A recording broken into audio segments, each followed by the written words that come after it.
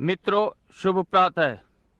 इस प्रातः यहाँ आकर प्रसन्न हैं और ये जानते हुए कि दिखाई दे रहा है, आप सब ये विश्वास करते हैं कि आज प्रभु हमारे साथ है।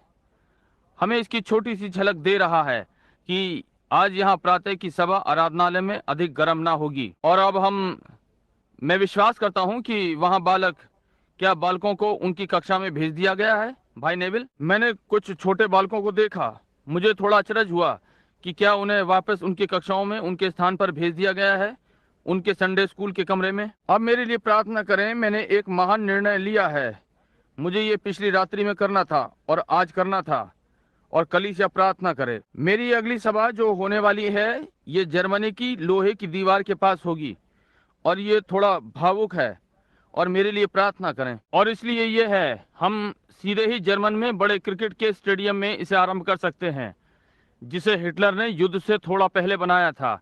ये बड़ा स्थान जिसमें 8,000 लोग बैठते हैं, और हम सीधे उसे 10 दिन के लिए ले सकते हैं। और इसलिए हम ठीक वहां पर आरंभ करने की आशा कर रहे हैं, और तब फिर ला सेला लॉरिन फ्रांस में, फिर बर्लिन में वापस, मेरा अर्थ बर्लिन उसके और फ्रांस के बीच में। तब हम वापस आकर प्रभु ने चाहा तो शिकागो की बेदारी सभा में, मैं सोचता हूं कि 5वें, 6ठे, 7वें, 8वें और 9वें जो मेरा भाग शिकागो में स्वीडन गिरजे की सभा आरंभ होगी। और तब वहां श्री बोस, आप में से कुछ शिकागो के आसपास से हैं, उनकी बेदारी सभा है जो कि अगले 1 अगस्त या 1 सितंबर में आरंभ होने जा रही है। ये स्वीडन में है, और मैं ये जानकर प्रसन्न हूं कि उनका मत मेरे लिए है, और ये विश्वास स्तर और 100% था कि मैं वहां जाऊं। मैं इससे प्रसन्न था, परंतु मुझे या तो वहां जाना है या अब यहाँ होना है। मैं प्रार्थना करता हूं कि प्रभु मेरी अगुवाई उसी स्थान पर करेगा जहां पर अधिक प्राण बचेंगे और परमेश्वर के राज्य के लिए सबसे अच्छा किया जाएगा। अब उनकी सभा वहां है और वे स्वीडन में हैं, और उसने कहा कि हम 25-35 हजार लोगों से बेदारी सभा आरंभ करेंगे, और उनमें से बहुत से लोग बचे हुए नहीं हैं। और तब यहाँ जर्मनी में उनके पास स्टेडियम है जिसमें 8,000 लोग बैठते हैं। ठीक है, हम स्विट्जरलैंड में जो हमने अभी छोड़ा है, वहाँ हमारी बहुत अच्छी सभाएं हुई थीं, और संभवतः आप में से बहुतों ने अभी तक नहीं सुना होगा। प्रभु ने हमें जबरदस्त आशीषित किया। जूरिक स्विट्जरलैंड में 5 रात्रियों में 50,000 का मत परिवर्तन हुआ। और इसलिए भाई बॉब शुलर, आप में से बहुत से उसे जानते हैं, वो मेथोडिस्ट है।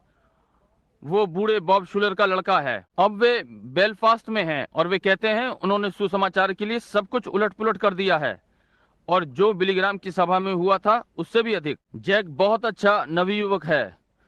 वो जोश और प्रेम से भरा हुआ है, और वो इस पर इतना लगन वाला है, यहाँ तक कि मैं विश्वास करने लगा कि ये प्रभु का एक महान सेवक है। और भाई शुलर के लिए प्रार्थना करें। और क्या जैक शुलर और जैक मैक आर्थर भी उसके साथ हैं? भाई जैक मैक आर्थर भी एक बड़े प्रचारक हैं, और वहाँ की कलीसिया के लोगों ने कहा यह महान बेदारी थी, ऐसी जो कभी आयरलैंड में नहीं हुई। इसलिए हम बहुत उन लोगों के लिए प्रतिदिन प्रार्थना में जाते हैं। वे दोनों नवयुवक हैं, लगभग 40 के नीचे मेरा अनुमान है, या परिवारों में हैं, और आदि आदि, और अच्छे पक्के सुसमाचार प्रचारक, और हम उनसे प्रेम करते हैं। और अब मैं प्रार्थना करता हूं कि आप मुझे नहीं भूलेंगे, और परमेश्वर अब मुझे ठीक निर्णय लेने देगा। एक समय ऐसा होता है जहां आप नहीं जानते हैं कि किधर मुड़ें। क्या आप कभी ऐसे स्थानों पर आए हैं? मैं विश्वास करता हूं कि पौलुस एक बार ऐसे स्थान पर था, क्या नहीं था? ये 2 सीधी सीधी स्थितियों के बीच में था, और जब वो जा रहा था, क्यों उसने एक दूत को दर्शन में देखा, इधर मिकिदुनिया में जाओ। इसलिए अब भी प्रभु के पास उसके दूत हैं, क्या नहीं है? यदि मैं अपने हृदय में पौलुस के समान नम्र बन जाऊं। और अब रात्रि स्मरण रखें, सुसमाचार की सभा यहाँ आराधनालय में है, हर कोई आए। आप जो लूजविले के आसपास, मैं ओपन डोर आराधनालय में आज रात्रि कुछ घंटों के लिए बोलूंगा, 7:30 से 9:30 तक, भाई कोबल्स के यहाँ। मैं यहाँ 2 बार आने वाला था, और वो तो इतना भला व्यक्ति है, और उसने बुलाया। और भाई कोबल्स ये बहुत अच्छा सज्जन व्यक्ति है, आप मुझे निश्चय है कि आप भी जानते हैं, बहुत अच्छा भाई। और इस प्रकार से मैं उन्हें मना ना कर सका।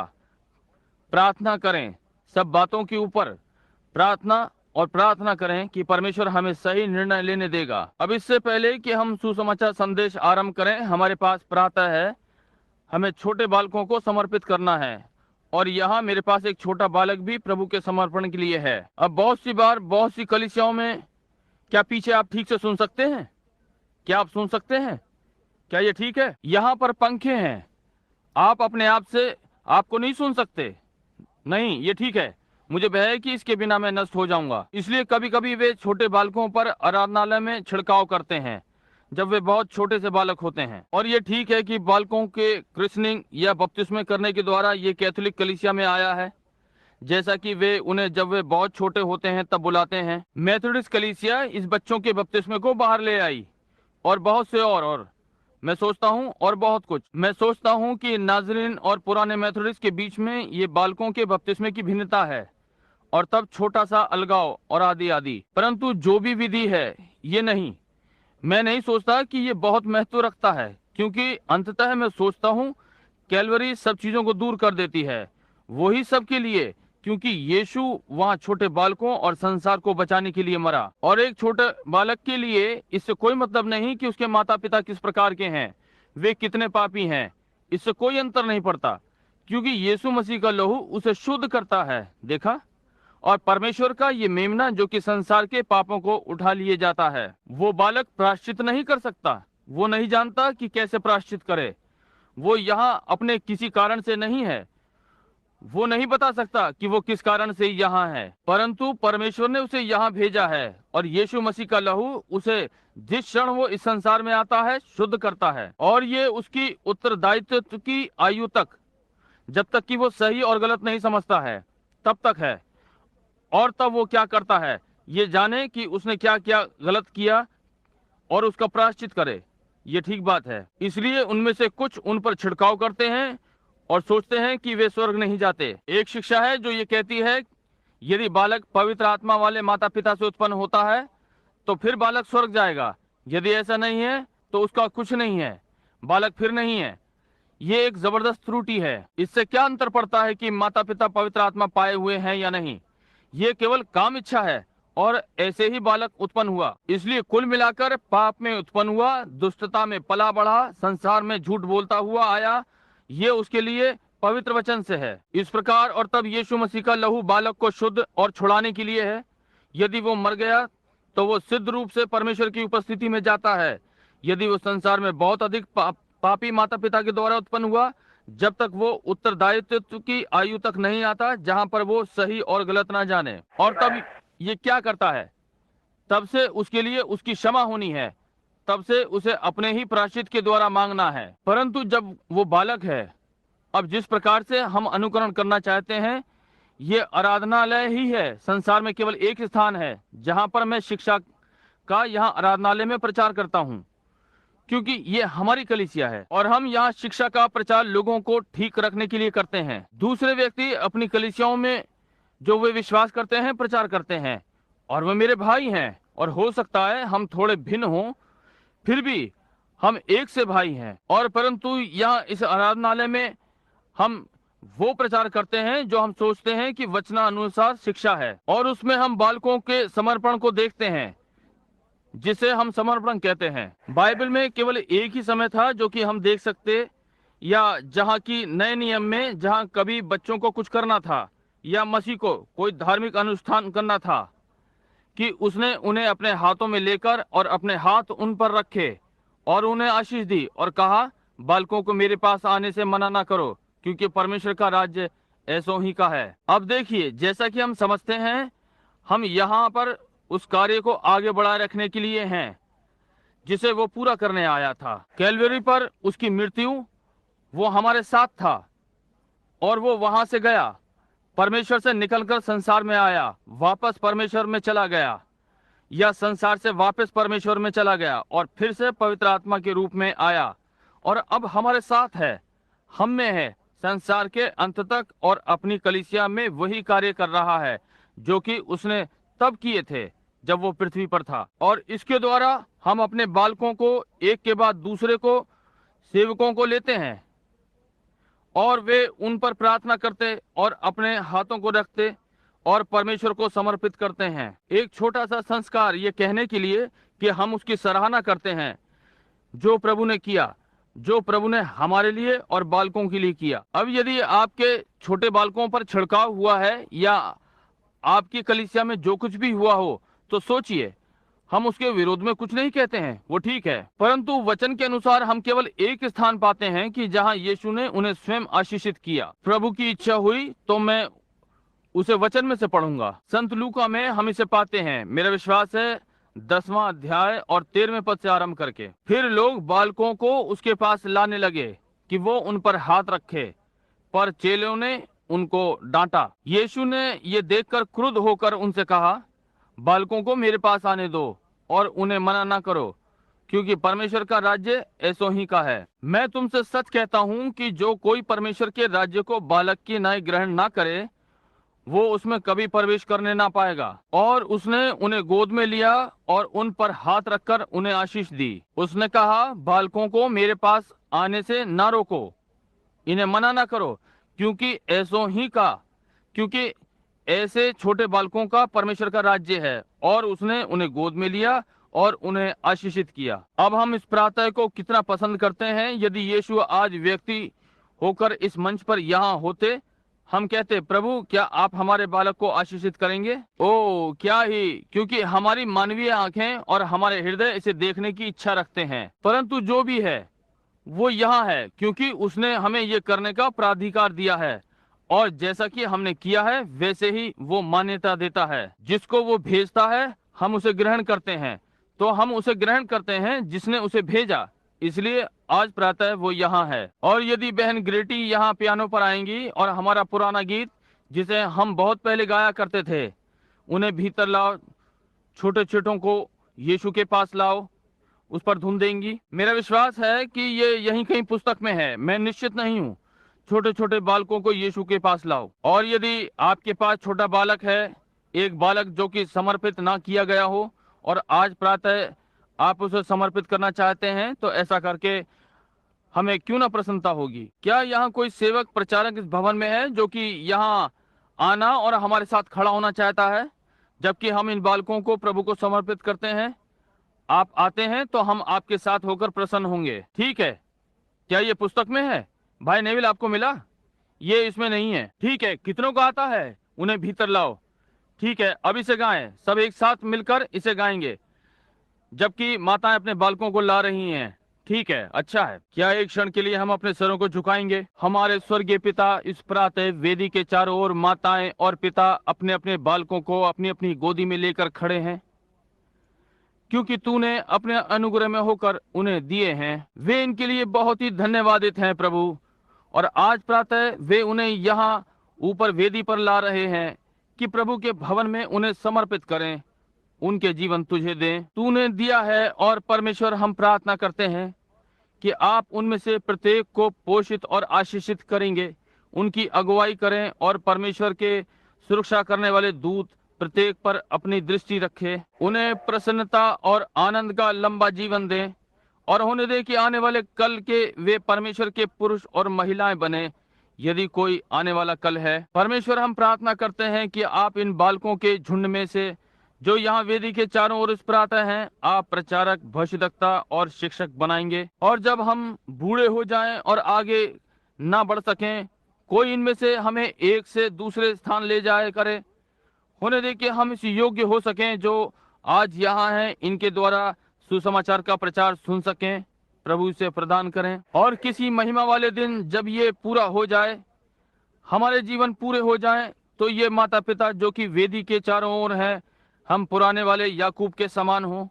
जब उसने अपने सारे बालकों को आशीषित किया और बताया कि उनका अंतिम दिनों में क्या अंत होगा, तब उसने ऊपर देखकर कहा, तुम जानते हो मुझे अपने लोगों के साथ मिलना है, और किसी महिमा वाले दिन वो और उसकी कुल संतानों को एक अच्छे देश में एकत्र होना है। कोई आश्चर्य नहीं कि बालाम ने कहा, मेरा भी अंत उसके समान हो। परमेश्वर, मैं प्रार्थना करता हूँ कि आप ये सारी आशीषें इन अभिभावकों को प्रदान करेंगे। और अब जैसे कि हम इन पर हाथ रखने जाते हैं, कितना शानदार और नम्र आपने ये बनाया है कि प्रभु हम इस पृथ्वी पर के मनुष्यों को बालकों पर आपके नाम से आशीष देने का ये विशेषाधिकार प्राप्त होगा, ये जानते हुए कि हम जो मांगते हैं हमें दे दिया गया है।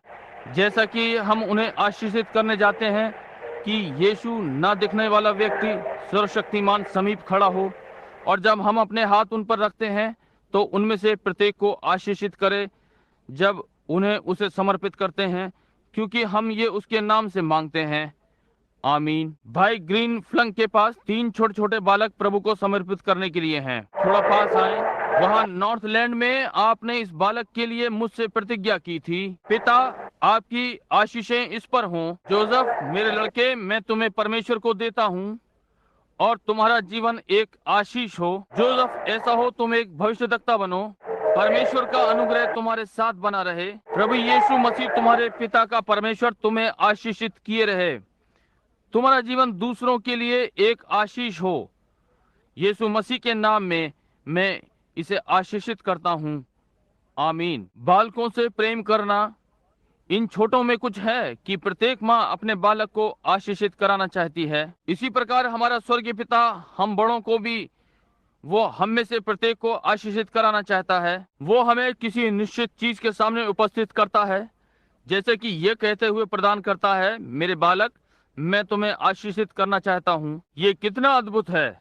इसलिए हम ऐसे स्वर्गीय पिता की सराहना ऐसे कर सकते हैं। अब आप जानते हैं, छोटे बालकों को आशीषित करने में, अभी उस दिन मैं यहाँ एक पवित्र वचन पढ़ रहा था, यही कहीं पुराने नियम में एक महान बात पढ़ते हुए जिसकी मैंने निश्चय सराहना की। ये यहाँ पर है, और नातान ने दाऊद से कहा, जो तेरे हृदय में है तू वो कर, क्योंकि परमेश्वर तेरे साथ है। समझे? कर जो भी तेरे हृदय में है। मसीही मित्रों, मैंने बहुत सी बार ये पाया है कि मैंने बातें बोली हैं और ये ना जानते हुए कि मैं क्या कहूँगा, और देखा कि वो घटित होगी जो आप कहते हैं। एक बार ये कहा गया, यीशु पहाड़ पर से उतर कर आया और उसने एक पेड़ को देखा जिस पर कुछ नहीं था, केवल पत्तियां थीं और उस पर कोई फल नहीं था, और उसने कहा, अब से कोई मनुष्य तेरा फल ना खाएगा। और अगली प्रातः वहां से निकलते हुए चेलों ने देखा पत्तियां सूख गईं। उसने कहा, देखो पेड़ कितनी जल्दी सूख गया। यीशु ने कहा, परमेश्वर पर विश्वास रखो, इसलिए तुम जो भी चाहो जब तुम प्रार्थना करते हो, विश्वास करो कि तुम्हें ये मिल गया और तुम्हें मिल जाएगा, और जो कुछ भी तुम कहो तुम्हें मिलेगा जो तुमने कहा है। इस पर विचार करो। और शायद आज परमेश्वर का महान पवित्र आत्मा यहाँ वेदी पर खड़ा है। आप कहते हैं, क्या इसे सजा हुआ नहीं होना चाहिए? क्या इसे कोई बड़ा सावधानी से बना हुआ स्थान नहीं होना चाहिए? एक बार याकूब ने पत्थर लिया और उस पर अपना सिर रखा, और आज भी वो रोटी के पत्थर या रोटी के चट्टान के रूप में जाना जाता है। चट्टान कि इस पृथ्वी के महान मनुष्य अब भी इसे चारों ओर से संभाले हुए हैं, क्योंकि राजा लोग इस पत्थर के ऊपर प्रतिष्ठित किए गए। केवल एक साधारण सी चट्टान जो मैदान में पड़ी थी। बेतेल एक दूसरे के ऊपर रखे हुए पत्थरों का ढेर था, और वो परमेश्वर का घर बन गया, परमेश्वर का निवास स्थान बन गया। याकूब ने कहा, ये परमेश्वर के घर को छोड़ और कोई स्थान नहीं हो सकता। वो केवल पत्थरों का ढेर जो कि एक दूसरे के ऊपर रखे हुए थे। इसे कोई महान विशेष निर्मित चीजें नहीं चाहिए। इसके लिए सादगी और भरोसा करने के लिए विश्वास चाहिए। यही इसको बनाता है। अब ये जानते हुए कि समय जल्दी बीता जाता है, हम आपको अधिक देर तक नहीं रोके रखने का यत्न करेंगे। जानते हैं कि गर्मी है और आराधनालय भीड़ से भरा है, इसलिए आज प्रातः मैं आपसे थोड़ी देर के लिए बोलूंगा इस छोटे विषय पर, जो कि हो सकता है, मेरा विश्वास है कि इससे आपकी सहायता होगी। और अब इससे पहले कि मैं घर छोड़ूं, मैंने 3-4 छोटी छोटी बातें लिखी, और मैंने कहा मैं प्रतीक्षा करूंगा और देखूंगा कि जब मैं वहां जाऊंगा तो प्रभु ने मेरे बोलने के लिए क्या रखा है। मैंने यहाँ लगभग 6 छोटी छोटी बातें लिखी हैं और छोटे छोटे विषय लिख लिए हैं, और मैंने इन्हें लिखकर इस प्रकार से अपनी जेब में रख लिया। मैंने सोचा जब मैं प्रचार मंच पर पहुंचूंगा तो हो सकता है वो मुझे बात करने के लिए कुछ बताएगा। अब मैं ऐसे ही दूर हूं जैसे कि वहां था, इसलिए जो भी है मैं यहाँ पवित्र शास्त्र पढ़ूंगा और प्रभु इसे समझने के लिए हमारी सहायता करे। हम संत लूका का 14वां अध्याय लगभग 30 से संत लूका का 14वां अध्याय 31वें पद से पढ़ना आरंभ करेंगे। यह कौन ऐसा राजा है कि दूसरे राजा से युद्ध करने जाता हो और पहले बैठकर विचार ना कर ले कि जो 20,000 लेकर मुझ पर चढ़ा आता है क्या मैं 10,000 लेकर उसका सामना कर सकता हूँ कि नहीं? नहीं तो उसके दूर रहते ही वो दूतों को भेजकर मिलाप करना चाहेगा। इसी रीति से तुम में से जो कोई, मैं चाहता हूँ कि आप ध्यान से देखें। अब पहले उसने कहा ये एक दृष्टांत है। उसने कहा अब एक राजा चला आता है और उसके पास 20,000 सिपाही हैं, और ये राजा उसका सामना करने जा रहा है और इसके पास केवल 10,000 सिपाही हैं। इसलिए पहले वो बैठकर ये जानेगा यदि वो तैयार है तो वो इसे कर सकता है या नहीं। ठीक है, तुम में से जो कोई अपना सब कुछ त्याग ना दे तो वो मेरा चेला नहीं हो सकता। समझे? अब प्रभु अपने इस वचन पर आशीष दे। अब क्या हम थोड़े समय के लिए अपने सिरों को झुकाएंगे? हमारे स्वर्गीय पिता, तू जो सारी बातें जानता है और किसी व्यक्ति मनुष्य का पक्ष नहीं करता, क्योंकि मनुष्य क्या है कि तू उसका विचार करे। तूने मनुष्य को बनाया और वो तो केवल एक मैदान के फूल के समान है। आज वो सुंदर है, कल वो काटा जाता है और भट्टी में डाला जाता है और वो सूख जाता है। और मैं तुझसे प्रार्थना करता हूँ कि परमेश्वर आज हम पर अनुग्रहकारी होने पाए कि प्रत्येक अपने आप को जांचे और परखे। हम यहाँ सुधार के भवन में हैं। हम यहाँ सीखने के लिए हैं और जानने के लिए कि कैसे जीवित रहें। और होने दे कि ये आपके वचन से निकलकर सामने आए। ओ अनंत परमेश्वर, तेरे बहुत से बालक यहाँ भीतर इकट्ठा हुए हैं और बहुत से बालक तेरे वर्षों से हैं, परंतु जैसा कि हम सब परमेश्वर के भवन में आए हैं कि जाने और मालूम करें, और मैं आपका दास आपके विषय में अधिक जानने की इच्छा रखता हूँ। और मैं प्रार्थना करता हूँ कि आप हम सब पर और तेरे दास पर अपने वचन की प्रेरणा लाएंगे, और तेरी उपस्थिति और हमें इस भवन में से होते हुए प्रेरणा आज इतनी महान होगी कि हमारे हृदय में तेरे और अच्छा दास बनने की इच्छा होगी कि हमारा यहाँ होना लाभकारी हो। ओ अनुग्रहकारी परमेश्वर, इन आशीषों को यीशु के नाम तेरे पुत्र से हो प्रदान करें। आमीन। अब प्रभु अपने वचन पर आशीष दे। जैसा कि हमने पढ़ा है आज की प्रातः मैं ये मूल पाठ लेना चाहता हूँ, भरमाने वाली आत्माएं या परमेश्वर का वचन। अब बल्कि एक विचित्र विषय है, परंतु इसका आराधनालय में होना और पिछले बुधवार की रात्रि, पिछले रविवार प्रातः में सुसमाचार के छोटे से पर बोल रहा था, और पिछली बुधवार रात्रि मैं महिला पर प्रचार कर रहा था जिसके पास उसके माथे पर सिक्के थे, या उसने अपने सिक्कों में से एक खो दिया और वो घर में झाड़ू लगा रही थी, और इससे पहले कि उसका पति आए वो उसे ढूंढने का यत्न कर रही थी। और हमने ये पाया था कि वो महिला प्राचीन तरह की महिला थी और वो कलीसिया को दर्शाती है, और विवाह का बंधन उंगली में नहीं पहना जाता था, और ये चांदी के 9 सिक्कों के साथ माथे पर पहना जाता था। और जब एक महिला वैश्या हो जाती थी तो वे चांदी का एक सिक्का निकाल लिया करते थे, और ये दर्शाया जाता था कि वो एक वैश्या है। और इस स्त्री ने अपने सिक्कों में से अपना एक सिक्का खो दिया था।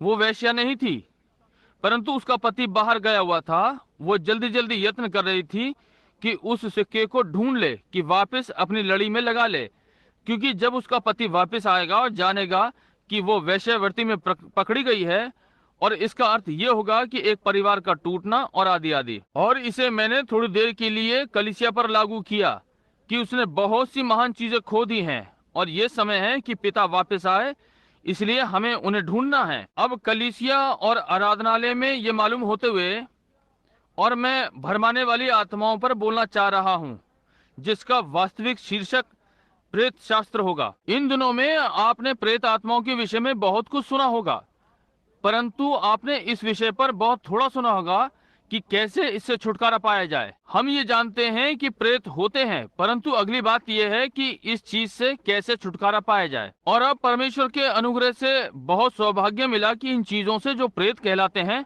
वास्ता पड़ा, और इनसे मंच पर भेंट हुई और प्रतिदिन के जीवन में। और क्यों मैंने इस प्रातः वचन में देखना पसंद किया और मालूम किया कि ये क्या चीजें हैं। अब हमने इसे चंगाई सभा में लागू किया है, सदा चंगाई की ओर। कैंसर, फोड़े, मोतियाबिंद, तपेदिक, ये सारी चीजें प्राकृतिक नहीं है, ये अलौकिक हैं और प्रेत हैं। वचन स्पष्ट रूप से प्रकट करता है कि परंतु ये शरीर में विकास के साथ प्रेत है, जैसे कि कैंसर में जीवन है और उसका जीवन प्रेत है। मोतियाबिंद का विकास, तपेदिक का फैलना और दूसरे रोग में प्रेत है।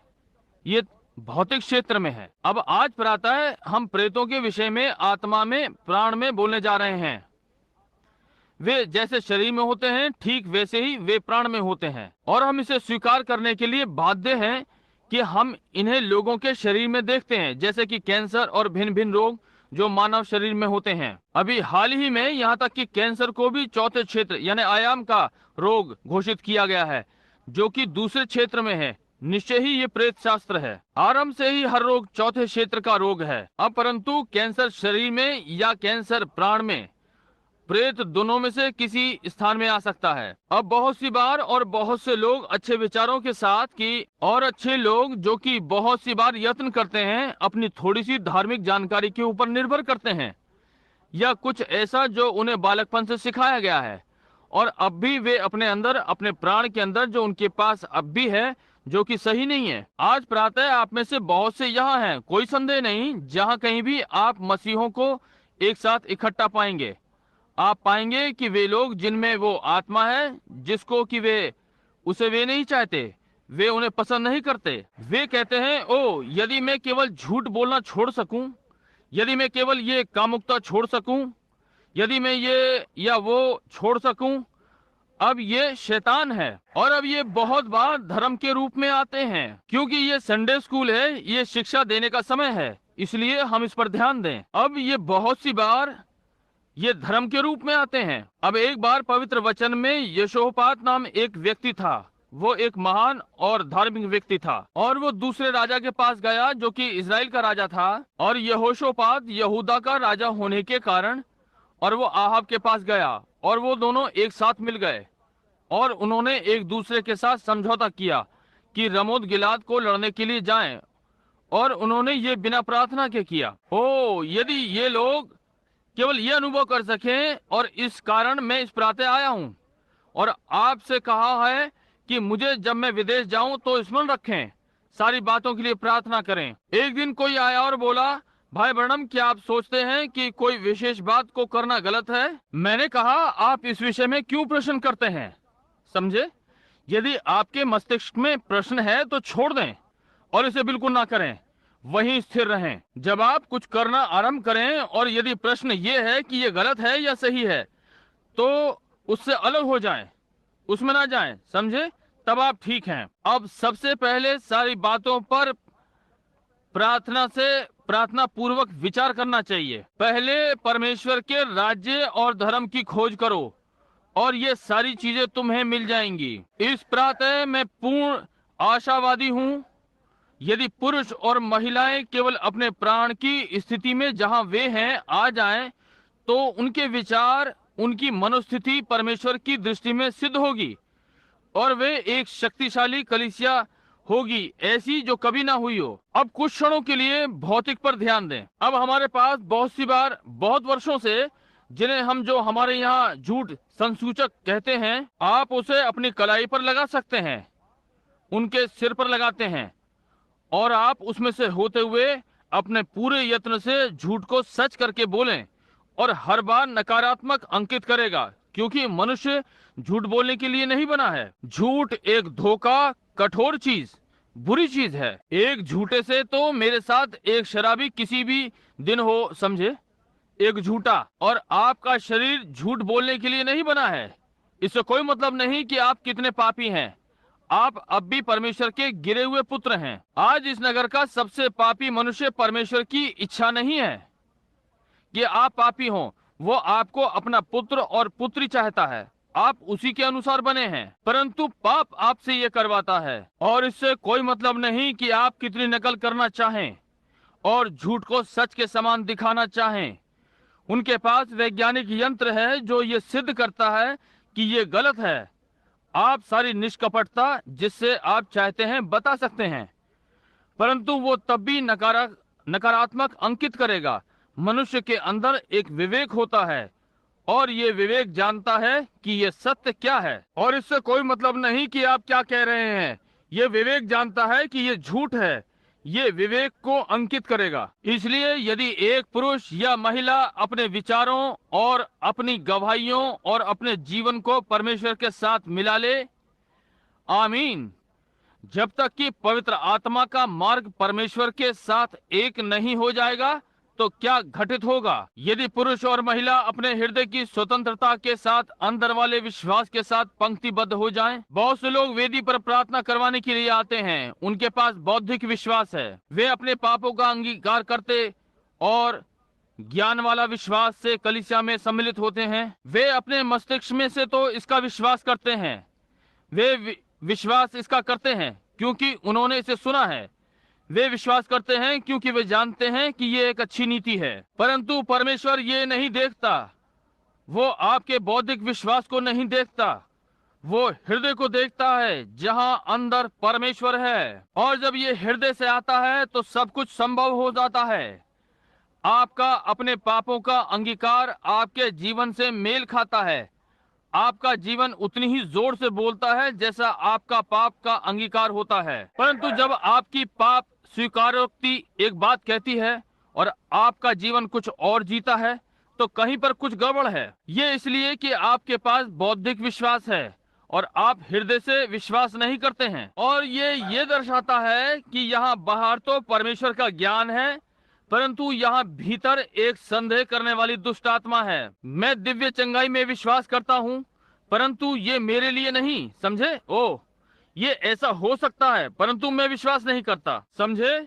बाहर से तो आप कहते हैं हाँ, अंदर से आपका विवेक कहता है नहीं। वो वही वैज्ञानिक चीज सिद्ध करेगी कि ये ठीक नहीं था, वो इसे सिद्ध करती है। ध्यान दें, जब ये राजा इससे पहले कि ये आरंभ करते, इन्हें चाहिए था, इससे पहले यहोशापात आहाब के साथ संबंध स्थापित करता, उसे पहले कहना चाहिए था, आओ हम प्रार्थना करें और देखें प्रभु की क्या इच्छा है। मुझे एक प्रचारक दो, मुझे एक मसीही दो, मुझे एक घरेलू पत्नी जो विश्वासी हो दो, मुझे एक किसान या फैक्ट्री में कार्य करने वाला दो, जो हर चीज में पहले परमेश्वर को रखेगा।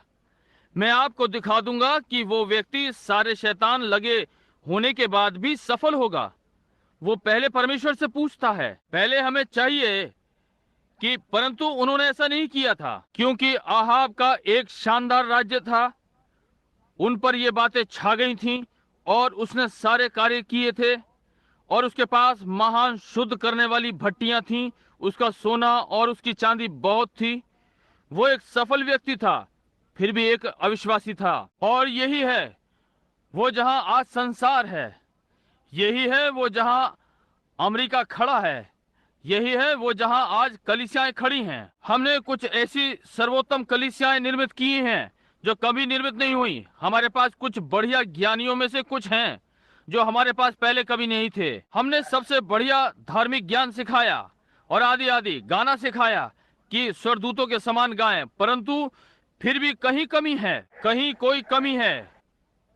ये कमी ही है क्योंकि वे परमेश्वर के वचन की ओर फिरने के बजाय मानवीय शिक्षा और भरमाने वाली आत्माओं के पीछे हो लिए हैं। वे संसार के नमूने पर चीजों के बनवाने का यत्न कर रहे हैं। उन्होंने हॉलीवुड के समान उस पर चमकीला प्रकाश लगाने का यत्न किया है। यहाँ उस दिन प्रसिद्ध नामधारी संस्था के कैंसास नगर में फुल गॉस्पल का क्षेत्र, या क्षमा कीजिए, कन्वेंशन डेनवर में लाखों डॉलर का आराधनालय भवन बना रहे हैं और हजारों मिशनरी उसी नामधारी से 50 सेंट की प्रतीक्षा कर रहे हैं कि मूर्ति पूजकों में सुसमाचार को ले जाएं। आज हमें किसकी आवश्यकता है? एक मिशनरी विचारधारा, परमेश्वर से भेजे, पवित्र आत्मा से उत्पन्न बेदारी, उसमें परमेश्वर के लिए जोश होगा कि जंगलों में चले जाएं और परमेश्वर के लिए कुछ करें, बजाय इसके कि बड़े शानदार आराधनालय बनाएं और पड़ोस में बाहरी चमक दिखाने का यत्न करें। मैं तो बल्कि ऐसे उद्देश्य में आराधना करूंगा जहां पर सफाई करके या शराब खाना हो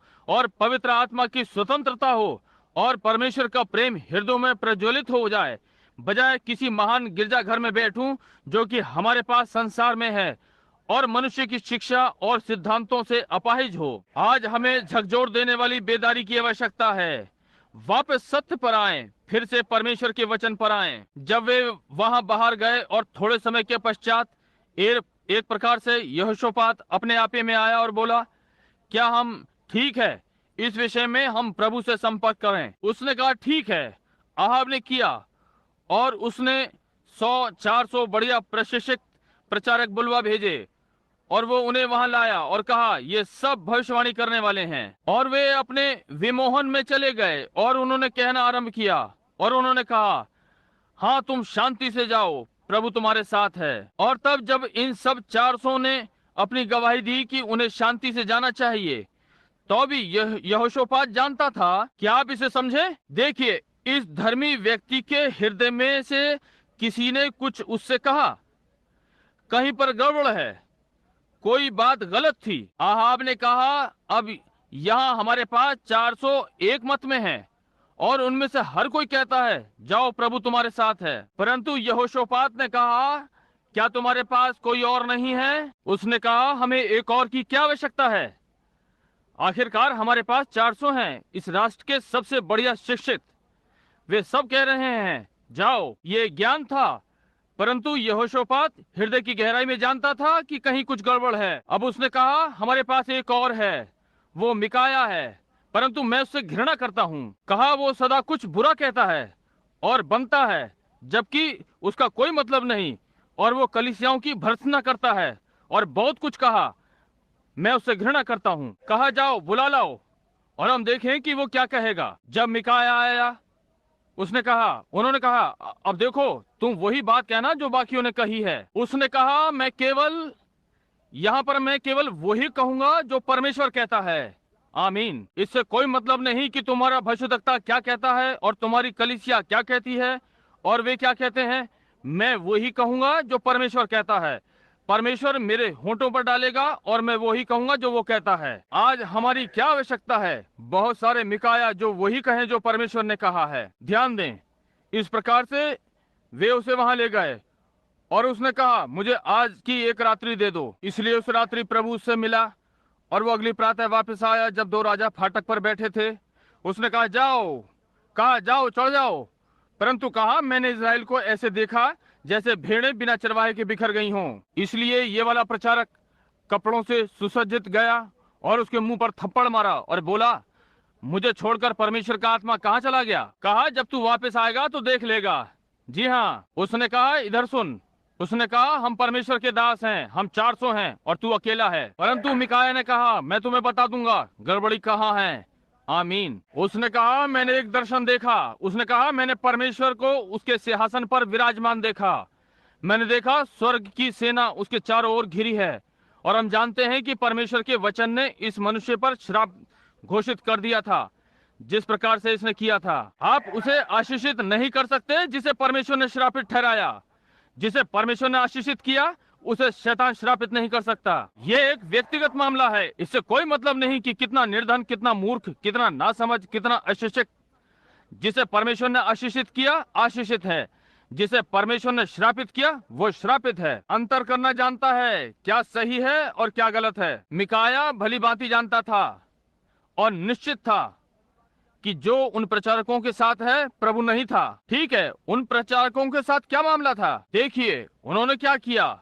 उन्हें सबसे बढ़िया कपड़े पहनाए गए, उन्हें सबसे बढ़िया खाना खिलाया गया। वे अपनी दावतों में एक साथ आए थे और आदि और उनके समझौते जब तक वे उस स्थिति में नहीं पहुंच गए जहां वे अपने धार्मिक ज्ञान को छोड़ और कुछ नहीं जानते थे। और बाइबल ने बताया कि मिकाया जब वो दर्शन देख रहा था उसने बताया कि परमेश्वर ने कहा कि हम वहां नीचे जाने के लिए किसे ले सकते हैं और आपको बहकाएं। और एक झूठी आत्मा ने कहा मैं वहां नीचे जाकर और आहाब को उन प्रचारकों के द्वारा बहकाऊंगी कि आहाब वहां जाए ताकि परमेश्वर का वचन घटित हो। अब आज बहुत सारे लोग सुन रहे हैं। अब मुझे ये संडे स्कूल अच्छा लगता है। बहुत सारे लोग बहकाने वाली आत्माओं की सुन रहे हैं बजाय परमेश्वर के वचन को लेने के। आत्माएं ये संसार में हैं, वे प्रेत हैं और वे बाहर विभिन्न स्थानों में जाती हैं और मनुष्यों और सेवकों में समा जाती हैं। वे कलीसिया के सदस्यों में समा जाती हैं, वे भले लोगों में समा जाती हैं और वे उन्हें निर्देश में लाने का कारण होती हैं।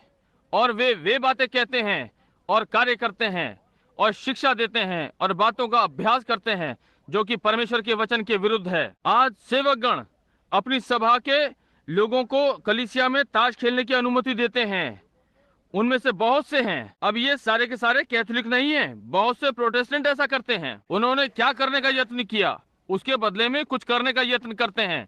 वे किसी नई योजना को अपनाने का यत्न करते हैं। उन्होंने पवित्र आत्मा के स्थान पर शिक्षा को अपनाने का यत्न किया। आप इसे कभी भी करने के योग्य ना होंगे। इससे कोई मतलब नहीं आपका व्यक्ति कितना अच्छा शिक्षित है। मैं सोचता हूं उसके लिए शिक्षित होना अच्छी बात है, परंतु यदि उसे इससे पवित्र आत्मा ना मिले तो उसकी शिक्षा उसकी कोई भलाई नहीं करेगी। शिक्षा कभी भी पवित्र आत्मा की अगुवाई का स्थान नहीं लेगी। आमीन। ध्यान दें, उन्होंने पुराने समय के अनुभव जो हमारे पास हुआ करते थे उसके स्थान में हाथ मिलाने का तरीका अपनाने की चेष्टा की। आज कलीसिया आधुनिक हो गई है। वे आगे बढ़कर अपना सीधा हाथ संगति के लिए देते हैं और वे इस प्रकार से करते हैं, परंतु ये कभी भी शोक मनाने वाले उस पुराने स्थल का स्थान नहीं लेगा जहां पापी बुलाए जाते और परमेश्वर के साथ मिलकर ठीक हो जाते थे। ये ठीक बात है। आज वे परमेश्वर की दहेकी का स्थान लेने का यत्न कर रहे हैं। वे कुछ अपनाने का यत्न कर रहे हैं।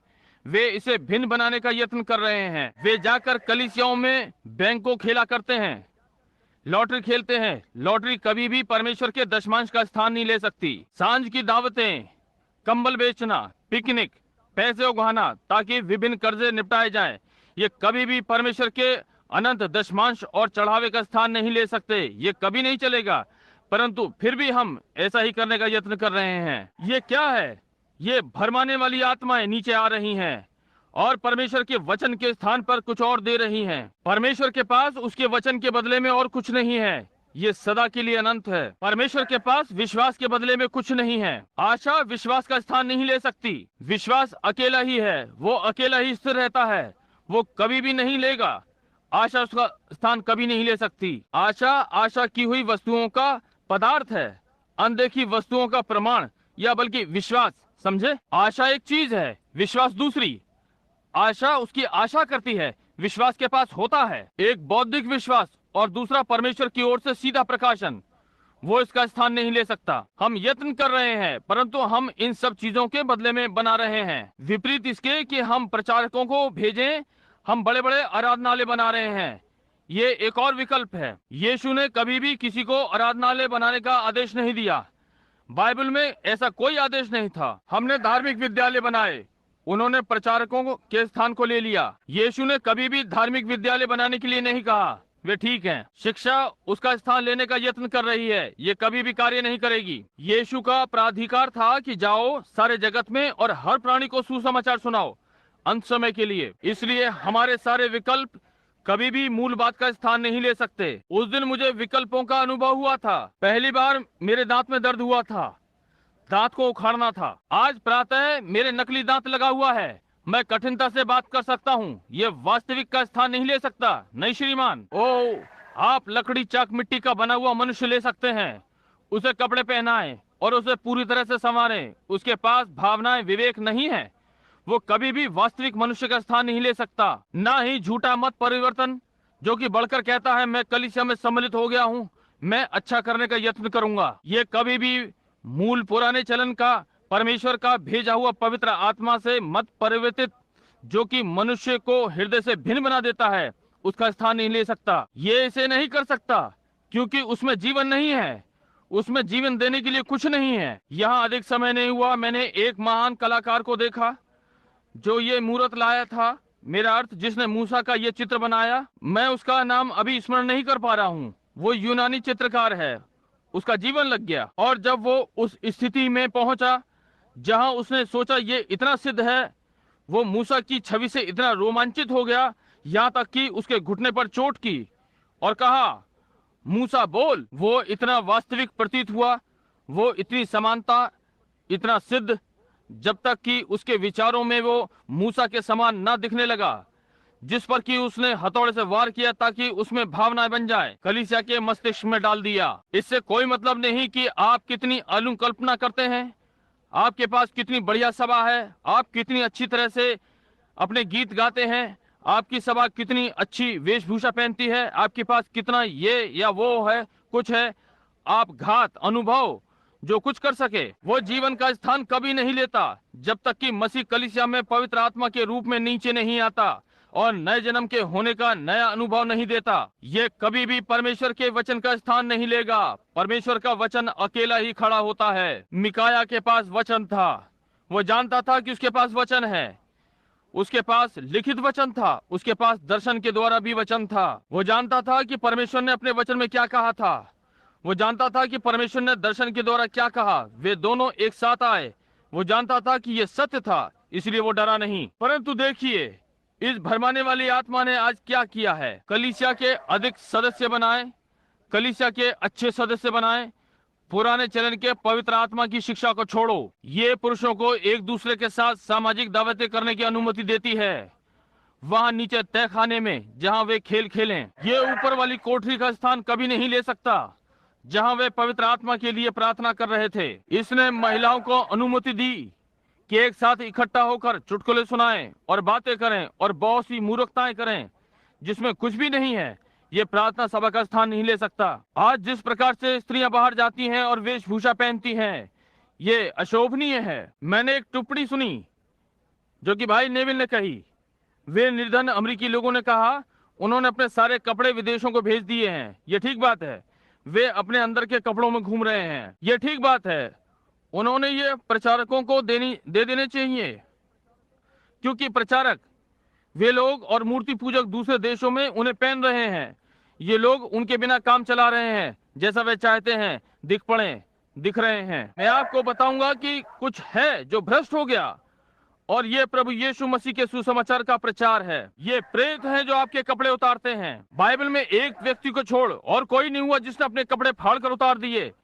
वो व्यक्ति था जो कि प्रेत आत्मा से ग्रस्त था। और आज ये हल्के रूप में है, जैसा कि वो सामाजिक है, जैसे कि वो अच्छा है, जैसे कि ये ठीक है, ये ठंडा मौसम है और ये आपको और ठंडा कर देगा यदि आप अपने वस्त्र उतार देंगे। और मनुष्य पीछे आंगनों में ऊपर नीचे चल रहा है और आधा नंगा है, और इसी प्रकार महिलाएं। आप ये सब कर रहे हैं, फिर और कोई सम्मान नहीं है, जैसे कि कुत्तों के लिए एक दूसरे के लिए। क्या मामला है? मैं आपको आघात पहुंचाने का यत्न नहीं कर रहा हूं, मैं केवल ये बताने का यत्न कर रहा हूं कि ये प्रेतग्रस्त हैं और आप बहकाने वाले आत्मा की सुन रहे हैं। वो आपको बता रही है ये ठीक बात है, परंतु ये झूठ है। गेहूं का एक बीज केवल गेहूं ही को उत्पन्न करेगा। यदि आप मसीही हैं तो फिर आप ऐसा नहीं करेंगे। आप ये नहीं कर सकते। आपके पास तो एक बौद्धिक विश्वास है और कहते हैं भाई ब्रनम मैं बाइबल का विश्वास करता हूँ। आपका जीवन बताता है कि आप नहीं करते हैं। आमीन। बहकाने वाली आत्माएं परमेश्वर के वचन का विवरण दे रही हैं। मिकाया ने जो किया वो जानता है कि वो कहाँ खड़ा है। उसके पास परमेश्वर का वचन था। वो प्रसिद्ध व्यक्ति नहीं था, उसे कोई पसंद नहीं करता था क्योंकि उसने सत्य बताया, यद्यपि वे इन प्रचारकों को पसंद करते थे। अब दूसरी चीज जो घटित हुई, मैं विश्वास करता और सोचता हूं कि कोई भी व्यक्ति जिसे परमेश्वर का अनुभव हुआ, या एक महिला जो थोड़ी अधिक भावुक होती है, मैं कुछ ऐसा विश्वास करता हूं। ये ठीक बात है, परंतु जानते हैं कि क्या उन्होंने पवित्र आत्मा के बपतिस्मे के लिए भावुकता को अपना लिया है? वे बहुत शोर मचाते हैं और उसमें कुछ भी नहीं है। आप जितना पवित्र जीवित रहें, जैसा कि शोर मचा कर रहते हैं, आप ठीक होंगे। निश्चय भावनाएं ठीक हैं, शारीरिक योग थोड़ा लाभ पहुंचाता है, परंतु बहकाने वाली आत्माएं उन होलीनेस समूह के लोगों में के झुंड में घुस जाती हैं और वे उन्हीं में विश्राम करते हैं, क्योंकि वे चिल्ला सकते हैं या वे नाच सकते हैं, क्योंकि वे भावुक बन सकते हैं। वो पुराना व्यक्ति, सब भविष्यवक्ताओं प्रचारकों का मुखिया, वो अपने में इतना निश्चित था कि उसने स्वयं एक सींगों का जोड़ा बनाया और चारों ओर नाचा और एक बड़ी उत्तेजना भड़काई। वो दूसरी सीरियाई सेना को देश से बाहर धकेलने जा रहा था, परंतु ये झूठ था। परमेश्वर के वचन ने भिन्न कहा था। आमीन। ठीक है, आप ठीक भावुक हो सकते हैं यदि आपके पीछे सही प्रकार की भावात्मा है। सही प्रकार की भावुकता आपकी भावना को चला रही है। दाऊद प्रभु के समक्ष नाचा और उसकी पत्नी उस पर हंसी, और परमेश्वर ने स्वर्ग से नीचे देखा और कहा, दाऊद तू मेरा मनपसंद मनुष्य है। परंतु उसका उद्देश्य ठीक था, उसके पीछे उसका जीवन ठीक था। इसलिए क्योंकि हम जरा भावुक हो सकते हैं, इसका ये अर्थ नहीं कि आप बच गए। क्योंकि हम कलीसिया में जाते हैं, इसका ये अर्थ नहीं कि हम बच गए। उन भरमाने वाली आत्माओं का विश्वास ना कीजिए। परमेश्वर का वास्तविक आत्मा, परमेश्वर का वास्तविक वचन, परमेश्वर का सत्य है जो कि परमेश्वर का बीज आपके जीवन में परमेश्वर उत्पन्न करेगा। भक्तिपूर्ण, संतता, पवित्र। हम बहुत से लोगों में जहां हम भावनाएं पाते हैं और आदि आदि, वहां बुड़बुड़ाना, गपशप और चुगलियां, सब प्रकार की अभक्ति बातें हो जाती हैं। भाई, ये कलीसिया में गंधक का तेजाब है, ये प्रेत शक्ति है। पुरुषों और महिला की आत्मा जो एक दूसरे से मिलते हैं और पीछा छुड़ाने का यत्न करते हैं, कहते हैं ये ठीक नहीं है, वो ठीक नहीं है और वो ठीक नहीं है। यदि आप इसका पता लगाएंगे तो 10 में से 9 बार की ये वही व्यक्ति गड़बड़ी कर रहा है जो कि ठीक नहीं है। आमीन। भाइयों की फूट से परमेश्वर घृणा करता है। भक्तिपूर्ण रहें, पवित्र रहें, परमेश्वर से प्रेम करें, उसके पास खड़े हों। जब तक आप जानते हैं कि आपका जीवन बाइबल से मिला हुआ है, हृदय की शुद्धता, विचार की शुद्धता, अपने भाई की ओर प्रेम, अपने पूरे यत्न से परमेश्वर के राज्य को बनाना और उन कार्यों को करना, सही वस्त्र पहनना, सही जीवन, सही वार्तालाप, ठीक स्थानों पर जाना,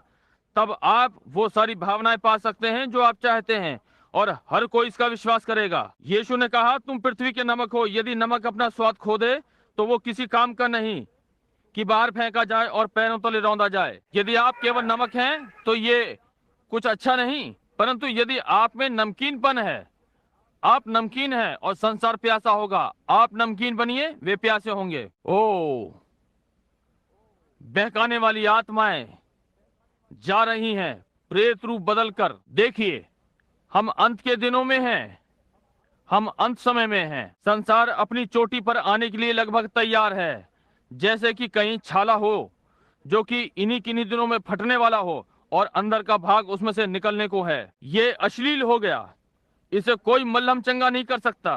उन्होंने सीरम को त्याग दिया, उन्होंने चिकित्सा को त्याग दिया है। आप एक उभरते हुए फोड़े को लें और यदि आप पेंसिलिन या कुछ और उसे चंगा करने के लिए ना लें या कुछ और, तो ये तब तक बढ़ता रहेगा जब तक कि वो फट ना जाए। यही वो है जो संसार ने किया है। यह अधिक समय नहीं हुआ कि नीचे होना आरंभ हो गया।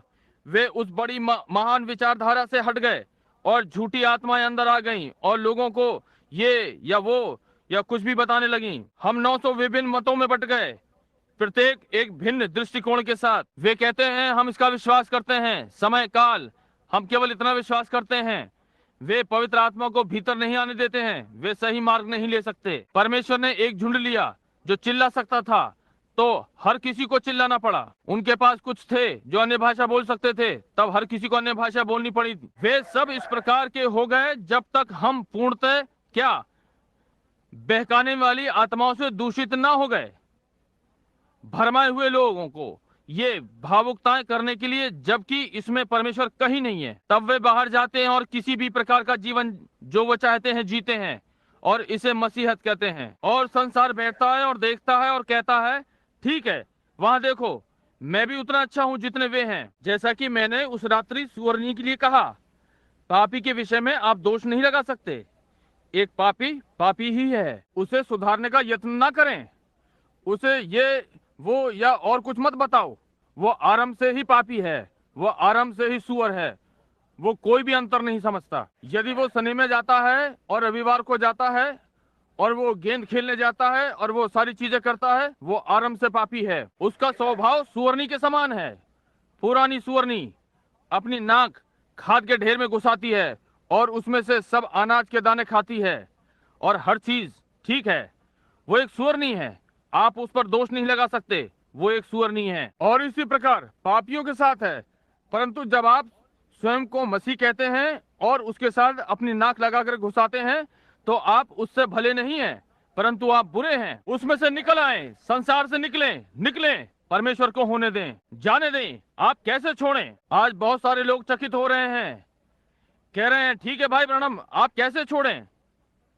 मैं जानता हूं कि इस पर आपने बहुत सा धर्म ज्ञान सुना है, जाने दो। बहुत सारे लोग यत्न में पसीना निकाल लेते हैं, छोड़ने का यत्न करते हैं। बहुत से लोग आकर कहते हैं मैं 40 दिन का उपवास करने वाला था ताकि मैं कुछ कर सकूं। आपको 40 दिन के उपवास की आवश्यकता नहीं, आपको आवश्यकता है कि संसार से और इन सारी शैतानी चीजों से अलग हो जाएं और परमेश्वर का वचन अपने हृदय में लें। आपको सीखना होगा कि इसे कैसे करें।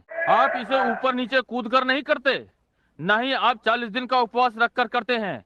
आप इसे सर्वशक्तिमान परमेश्वर को समर्पित हृदय से करते हैं, एक छोटे बालक के समान।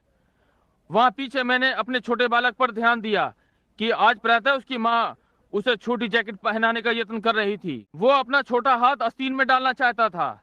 वो अपना हाथ उसमें न डाल सका। वो नहीं जानता कि कैसे आपको उसके छोटे हाथ को मार्ग पर लाना होगा। वो अपना हाथ उसमें डालना चाहता है, परंतु वो केवल चारों ओर घूमकर यत्न कर रहा है। वो अपनी आस्तीन तक नहीं पहुंच पाता। वो जानता है कि वो आस्तीन में नहीं है। ऐसे ही आप जानते हैं कि आप परमेश्वर के साथ ठीक नहीं हैं। जब आप अब भी चुगली कर रहे हैं, झूठ बोल रहे हैं और हर कार्य कर रहे हैं, आप परमेश्वर के साथ ठीक हो ही नहीं सकते। मैं चिंता नहीं करता आप कितनी कलीसियाओं से संबंध रखते हैं, जब तक आपका प्राण का मत परिवर्तन नहीं हो जाता। भाई, ये पुराना चलन है, परंतु ये उफनना कम हो जाएगा और आपके प्राण में रस डाल देगा। ठीक है, अपना हाथ डालने का यत्न करता है, उसका कोई सीधा मार्गदर्शन करे कि अपना हाथ कैसे अंदर डाले। तब जब उसका हाथ उसकी छोटी जैकेट में चला जाता है तो वो जानता है कि अब वो ठीक है। हर नया जन्म पाए मसीह के साथ इसी प्रकार होता है। जब वो वास्तव में परमेश्वर में होता है तो वो अपने जीवन को परमेश्वर के साथ देखता है और वो अनुभव करता है कि वो उसके प्रत्येक बिंदु के साथ मेल खाता है। उसके पास धैर्य, सुशीलपन, निश्चलता, नम्रता, सामर्थ, विश्वास, प्रेम, आनंद, शांति होती है। वो अशांत समुद्र के समान हिलकोरे नहीं खाता। वो छोटी छोटी बातों की चिंता नहीं करता। वो बोतल की डांट की तरह उछलने वाले समुद्र में इधर उधर नहीं कूदता। वो स्थिर है। उसका हृदय निर्मल है। उसके विचार निर्मल हैं। उसके इरादे निर्मल हैं। उसके विकल्प ठीक हैं। और वो जानता है कि वो परमेश्वर के वचन के साथ एक सीध में है। सारा नरक उसे हिला नहीं सकता। वो परमेश्वर के वचन के द्वारा सीधी रेखा में है। उसके पास दिव्य प्रेम, उसके हृदय में शुद्धता हर पुरुष और महिला के लिए है। वो संसार की वस्तुओं से परे है। वे उसके लिए मृत हैं। वो उन्हें अब और अधिक नहीं चाहता। क्यों? आप उसे एक पवित्र आत्मा की लड़की नहीं बना सके, जिसने अभक्ति दिखने वाले वस्त्रों को पहन रखा है और बाहर बिना किसी मतलब के है। नहीं श्रीमान, अब इसकी आवश्यकता नहीं कि जाकर उसे बताएं कि वो गलत है, क्योंकि वो आपका विश्वास नहीं करेगी। वो इतना ही जानती है, यही उसका आनंद है। वो स्त्री उन छोटी छोटी चीजों को पहनती है कि सांझ को बाहर निकले, ठीक जब उनके पुरुष वापस घर आते हैं सरकार, और कहते हैं मैदान की घास काटो, इसलिए और मुझे बताएं कि क्या ठीक है। महिला, मेरे कहने का अर्थ ये नहीं कि आप बुरी हैं। मेरे कहने का अर्थ ये नहीं है कि आप अनैतिक हैं, परंतु बहन, आप अनुभव नहीं करती हैं कि एक अशुद्ध आत्मा ने आपके ऊपर अधिकार कर रखा है। आप इसके लिए क्या करेंगी?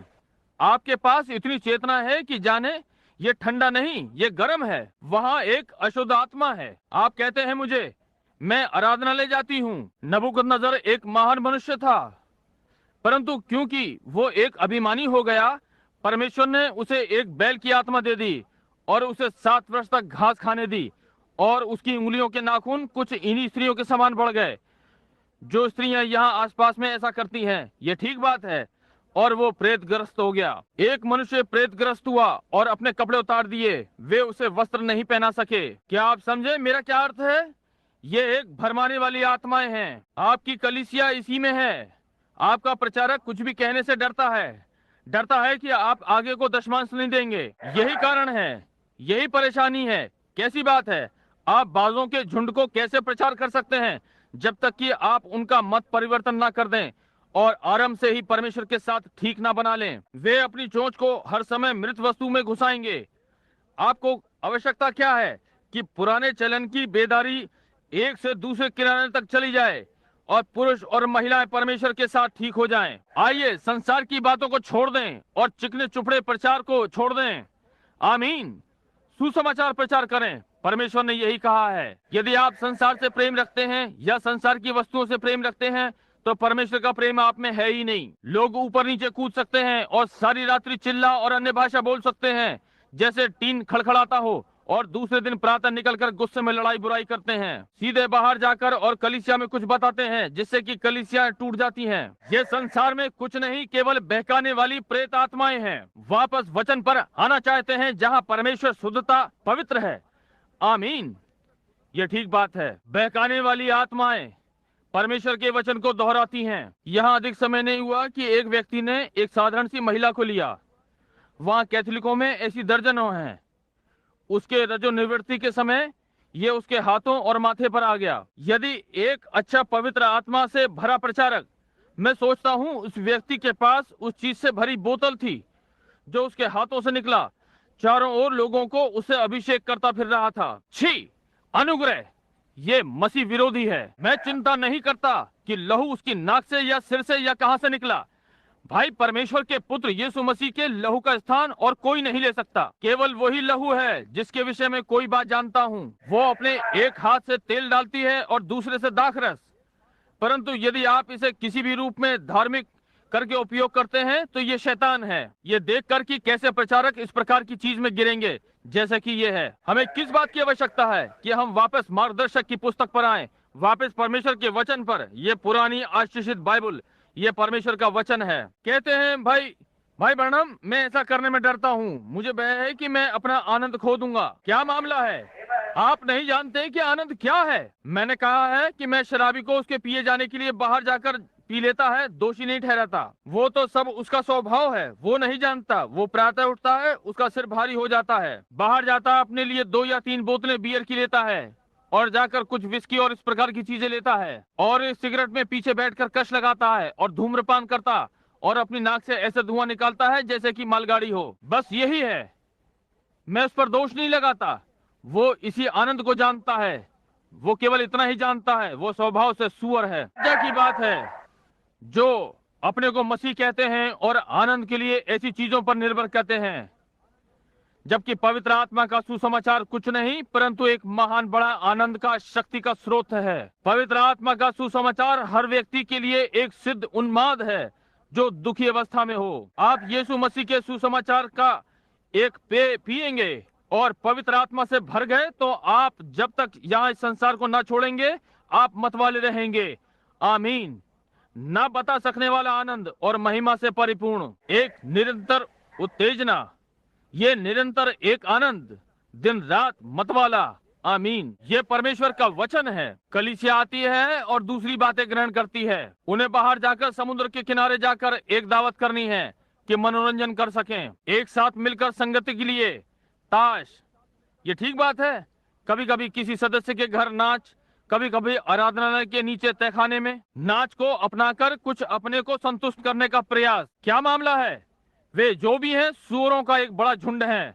वे आरंभ से ही सुअर हैं। यदि वे कभी भी मसीह के संपर्क में आए तो उनको इतना आनंद होगा कि वे बातें उनके लिए अर्धरात्रि से भी अधिक मृत होंगी। सुसमाचार आत्मा से पिया गया एक ना प्रकट कर सकने वाला और महिमा से भरा हुआ आनंद है। पापी को दोषी ना ठहराओ, उस पर दया करो, उसे जाकर उसका धूम्रपान करने दो, उसे अपनी शराब पीने दो, उसे अपनी ताश की टोली में होने दो।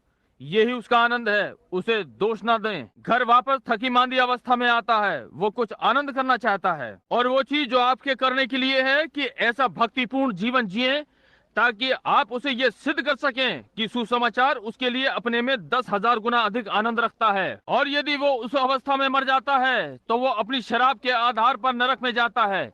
ये शैतान का आनंद है। यदि वो उस पुराने तंबाकू के पाइप को पीते हुए मरता है तो परमेश्वर उसका न्यायी है। यदि वो बाहर जाकर नाचते हुए और अश्लील वस्त्र पहनकर इधर उधर घूमते हुए मर जाता है तो परमेश्वर उसका न्यायी है। परंतु एक बात है, यदि आप पवित्र आत्मा के अभिषेक की सामर्थ्य में जैसे स्तफनुस मरा, आप मरते हैं। जब उसने ऊपर परमेश्वर के मुख को देखा और कहा, मैं स्वर्ग को खुला हुआ देखता हूँ और यीशु दाहिनी ओर खड़ा है, आप स्वर्ग से बंधे हैं जैसे मार्टिन अपने बॉक्स से। आमीन। भरमाने वाली आत्माएं परमेश्वर के वचन को दोहराती हैं। छोड़ दो और चले। भाई ब्रैनम, आप इसे कैसे करते हैं? चलिए चलें, आपको केवल यही करना है। परमेश्वर के वचन को लें, किसी चीज को करने का यत्न ना करें। वेदी पर जाकर सर पटकने और चिल्लाने ना जाएं। परमेश्वर मुझे पवित्र आत्मा दें, प्रभु मुझे पवित्र आत्मा दें। ये वेदी पर हाथ पैर पटकने से आपके पास नहीं आएगा, इससे कुछ लाभ ना होगा। नहीं, वो इस प्रकार से नहीं आता।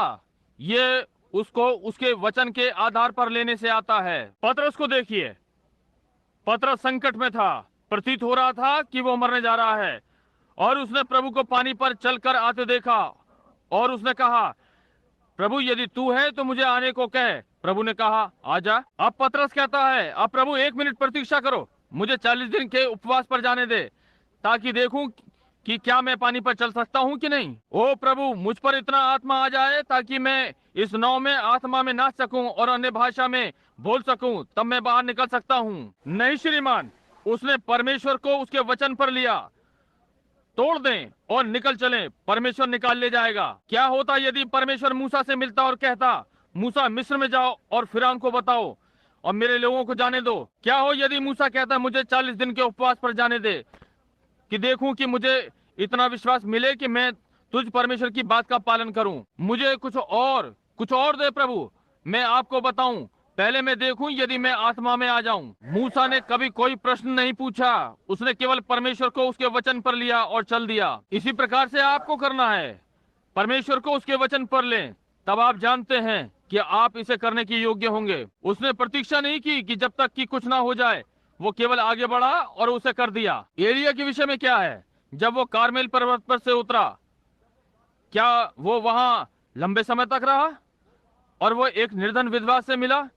वो एक परदेशी थी, एक अन्य जाति। और जब वो वहां उससे मिला तो वो वहां मैदान में कुछ लकड़ियां बीन रही थी और परमेश्वर ने उसे बताया, वहां उस विधवा के घर में जा, प्रचारक के जाने के लिए क्या ही स्थान है। तब वो उस विधवा के घर में जाता है और जब उसने लकड़ी बीनी, उसके पास 2 लकड़ियां थीं। कहा, तू क्या कर रही है?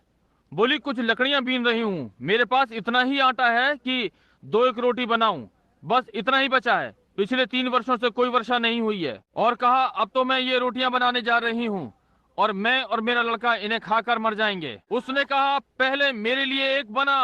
हालेलुया। ओ, मैं जानता हूँ मैं थोड़ा सा उत्तेजित हूँ, परंतु मैं जो भी हूँ प्रभु की ओर हूँ। कहा, पहले मेरे लिए एक बना, क्योंकि यहोवा यूं कहता है, आप यही इसी स्थान पर हैं।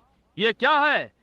पहले परमेश्वर के राज्य और धर्म की खोज करो। परमेश्वर के राज्य की खोज दबी इच्छा से नहीं, परमेश्वर के राज्य की खोज एक थोड़ी भावुकता से, ना कि परमेश्वर के राज्य की खोज और थोड़ा ये और वो, परंतु पहले परमेश्वर और उसकी धार्मिकता, और ये सारी चीजें तुम्हें मिल जाएंगी।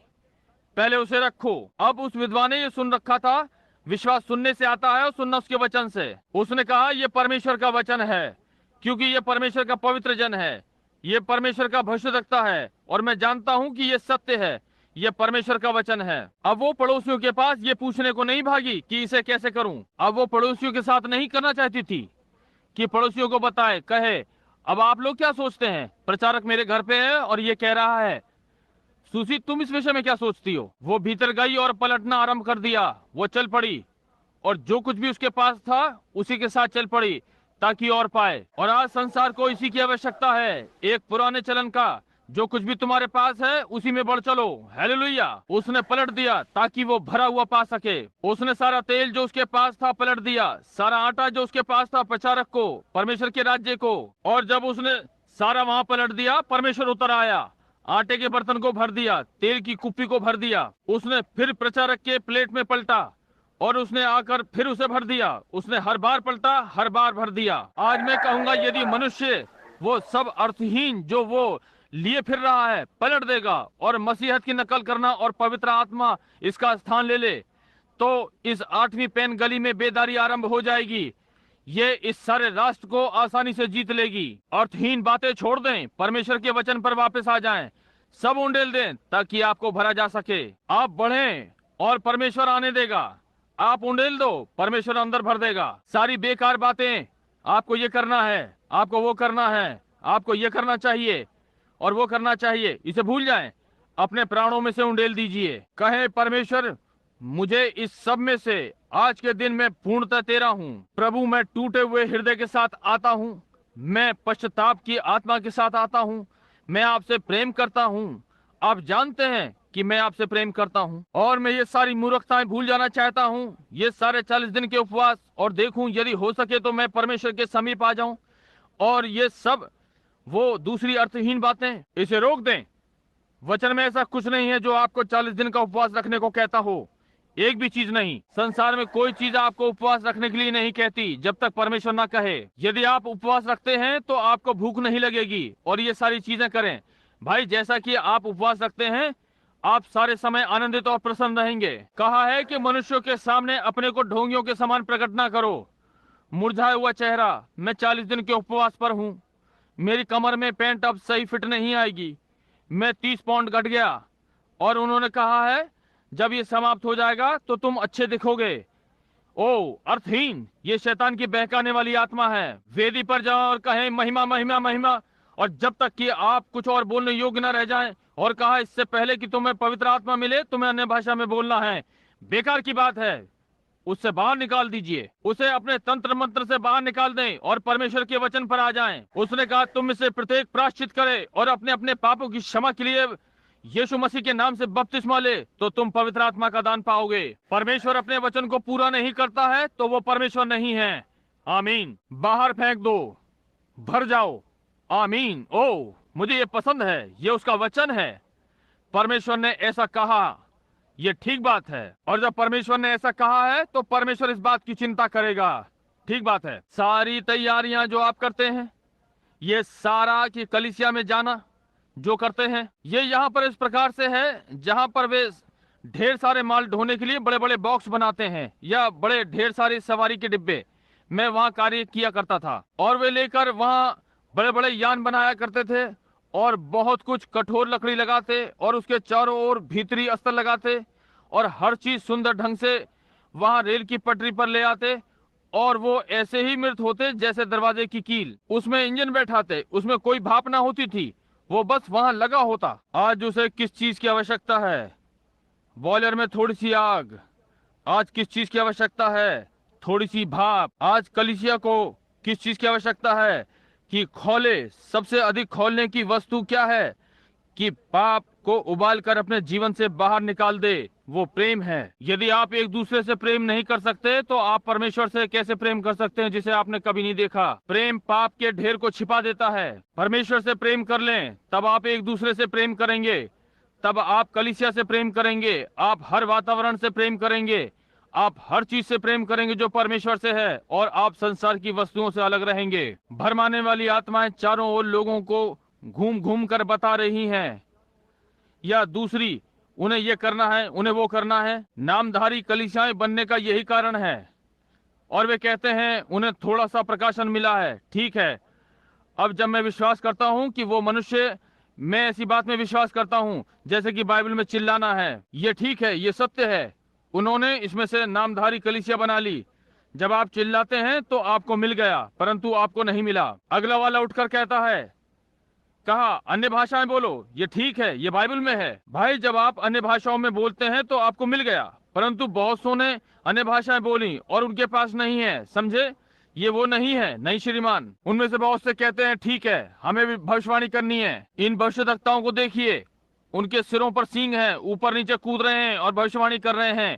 मिकाया ने कहा तुम सबके सब झूठ बोल रहे हो। आमीन। ठीक है, परमेश्वर इस प्रकार नहीं आता। परमेश्वर निष्कपट हृदय में प्रायश्चित टूटे आत्मा के साथ आता है। वो जो आंसू बोता हुआ बढ़ता है निसंदेह आनंद के साथ फिर वापस आता है, अपने साथ मूल्यवान पूले। आमीन। मित्रों, इसे ठीक कर लो। प्रेत विज्ञान, प्रेत मनुष्य के प्राणों में कार्य कर रहे हैं। देखिए उनके फल कहाँ लगते हैं। ध्यान दें, व्यक्ति किस प्रकार का जीवन व्यतीत करता है। देखिए वे कैसे कार्य कर रहे हैं। देखिए जैसा वे करते हैं, देखिए उनके उद्देश्य क्या हैं। ये बिल्कुल असंभव है। और यदि मैं आपको बताऊं कि केवल एक मार्ग, यहाँ सारे यान लाइन में है, चार्ल्स टाउन में स्वर्ग है, आप चल नहीं सकते। केवल एक विधि है कि आप जाएं, वो कार है। और हर व्यक्ति जो पंक्ति के पार जाता है उसे 5 गैलन तेल लेना चाहिए। यहाँ उसकी कार है, परंतु यदि उसके पास तेल नहीं तो वो उसे चला नहीं सकता। यही बिल्कुल ठीक सिद्ध मार्ग स्वर्ग में है। यदि आप परमेश्वर के बिना मर जाते हैं, मैं चिंता नहीं करता कि आपने कैसा जीवन व्यतीत किया और आपने कितनी कार्य बनाई। यदि आप में परमेश्वर का प्रेम नहीं कि आपको परमेश्वर के राज्य में खींच ले, तो आप नष्ट हो गए। वहाँ एक ऋणात्मक और धनात्मक है। इससे कोई मतलब नहीं कि यहाँ कितनी धनात्मक बिजली बह रही है। यदि इसमें पृथ्वी में जाने वाली तार नहीं है तो ये उजियाला कभी नहीं देगी। ये ठीक बात है। आपको परमेश्वर के प्रेम के आधार में होकर ही निकलना है। ओ भाई, उन ऋणात्मक और धनात्मक को एक साथ लाएं। आपके पास ज्योति होगी, पुराने चलन की सुसमाचार की ज्योति। हम इसे एक से दूसरे किनारे तक फैला दें, इसके बिना आपके पास कभी ना होगी। इससे कोई मतलब नहीं कि कितना हिलना कूदना आप बिना धनात्मक के साथ कर सकते हैं। आपके पास भूमि में से एक तार होना चाहिए कि ज्योति जल सके। आमीन। क्या आपने कभी ध्यान दिया, आपने यहाँ जमीन के अंदर इसमें एक तार लगाया और हर चीज वहां वापस सब स्टेशन में जाती है, सीधे नीचे पृथ्वी में, और हर बार एक व्यक्ति परमेश्वर के वचन से जुड़ता और उसमें गड़ जाता है। वो उससे कैलवरी में जुड़ता और गड़ता है। सामने जहां लंगर परमेश्वर से बंधने वाला स्तंभ वहां सुसमाचार की ज्योति को चमकाता है। आमीन। आप जानते हैं कि क्या बात है, लोग इन महान बड़े ठंडे लावारिस मुर्दा घरों में हैं, सुसमाचार प्रचार करने का बहाना कर रहे हैं। कल मेरे पास एक छोटा प्रचारक आया, एक बड़े नामधारी कलीसिया का था, आज बाहर मैदान में कैथोलिक से बाहर है। उसने कहा, भाई ब्रनम, मैं बीमार और थका हुआ हूँ। कहा कि वो हम सबको प्रचारकों को वस्त्र और गोल कॉलर पहनाएंगे और कुछ निश्चित बातें प्रचारेंगे और वे हमें बताएंगे कि हर तिमाही में क्या प्रचार करना है। उसने कहा, मैं इसमें और अधिक नहीं टिक सकता। उसने कहा, मुझे क्या करना चाहिए? क्या मुझे सुसमाचार प्रचार आरंभ कर देना चाहिए? मैंने कहा, भाई, जब तक आप नामधारी मत के साथ हैं उसका सम्मान करें, आप वही करें जो वो चाहें, परंतु अपने प्रेस्बिटेर या अपने राज्य के सुपरिटेंडेंट के पास जाएं और कहें, श्रीमान, मैंने परमेश्वर के आत्मा के द्वारा फिर से जन्म पाया है, ये परमेश्वर का वचन है। यदि आप मुझे ये प्रचार करने देंगे तो मैं आपकी कलीसिया में टिकूंगा, यदि आप नहीं तो मैं चला गया, ये किसी और को दे दीजिए। इसे करने का यही तरीका है। इधर उधर झाड़ियों में डंडे ना चलाएं, नकारात्मक ना हो, बाहर आएं, जो ठीक है वही कहें। उसने कहा, भाई ब्रनम, क्या आप सोचते हैं कि मेरे पास कलीसिया होगी? मैंने कहा, जहां लोथ होगी वहां उकाब इकट्ठे होंगे। यह ठीक बात है, वे अनुकरण करेंगे। जैसा कि एक बार एक आदमी ने मुर्गी के बच्चे अंडों से निकलवाए। अब ये उपहास नहीं है, इससे मेरा अर्थ उपहास नहीं है, मेरा अर्थ एक नुक्ते से है। वो अपने चूजों के लिए तैयारी कर रहा था, उसके पास पर्याप्त अंडे नहीं थे। उसने उसके नीचे एक बत्तख का अंडा रख दिया और जब वे सब अंडों से बाहर निकले तो बत्तख का बच्चा चूजों की दृष्टि में एक अजीब सी दिखने वाली चीज था। इसलिए मुर्गी चूजों से बोलेगी और छोटे चूजे आएंगे, परंतु बत्तख वो भाषा नहीं समझता। परंतु एक दिन बड़ी मुर्गी सबको पिछवाड़े ले गई। वहाँ पीछे पिछवाड़े एक ताजे जल का नाला था। जब उस छोटे बत्तख ने पानी की सुगंध ली, वो पानी के पास जितनी जल्दी हो सकती थी पहुंचा। बड़ी मुर्गी ने कहा, कौं कौं कौं कौं, और छोटे बत्तख ने कहा, होंक होंक होंक होंक। वो पानी की ओर बढ़ रहा था। क्यों? स्वभाव से वो बत्तख था। भाई, जब उसे पानी की गंध लगी तो वो उससे दूर न रह सका, क्योंकि वो बत्तख था। और आज मैं ये कहता हूँ कि कोई भी लोग जो वास्तव में परमेश्वर को पाना चाहते हैं, उन पर कोई भी कलीसिया प्रभुता ना करे उन बातों के लिए कि वे जीवित न रह सकें, या ये या वो। यदि आप में परमेश्वर का स्वभाव है तो आप पवित्रताई की ओर जाएंगे, आप सही बात के लिए जाएंगे, आप सही बात का पक्ष लेंगे, आप सही कार्य करेंगे, आप सही बात सोचेंगे, आप सही बातों को जिएंगे। यदि आप बत्तख हैं, आप पानी पसंद करते हैं। यदि आप मसीही हैं तो आप मसीह को पसंद करते हैं। यदि आप दुष्ट हैं तो शैतान की बातों को पसंद करते हैं। यदि आप एक बाज हैं तो आप मृत वस्तुएं खाते हैं। यदि आप एक सूअर हैं तो आप गंदगी खाएंगे। आज आप कहाँ हैं? ठीक है, आप यहाँ होने का दावा करते हैं, प्रभु की चीजें खाते हैं, तब जाकर और शैतान के साथ जुड़ जाते हैं।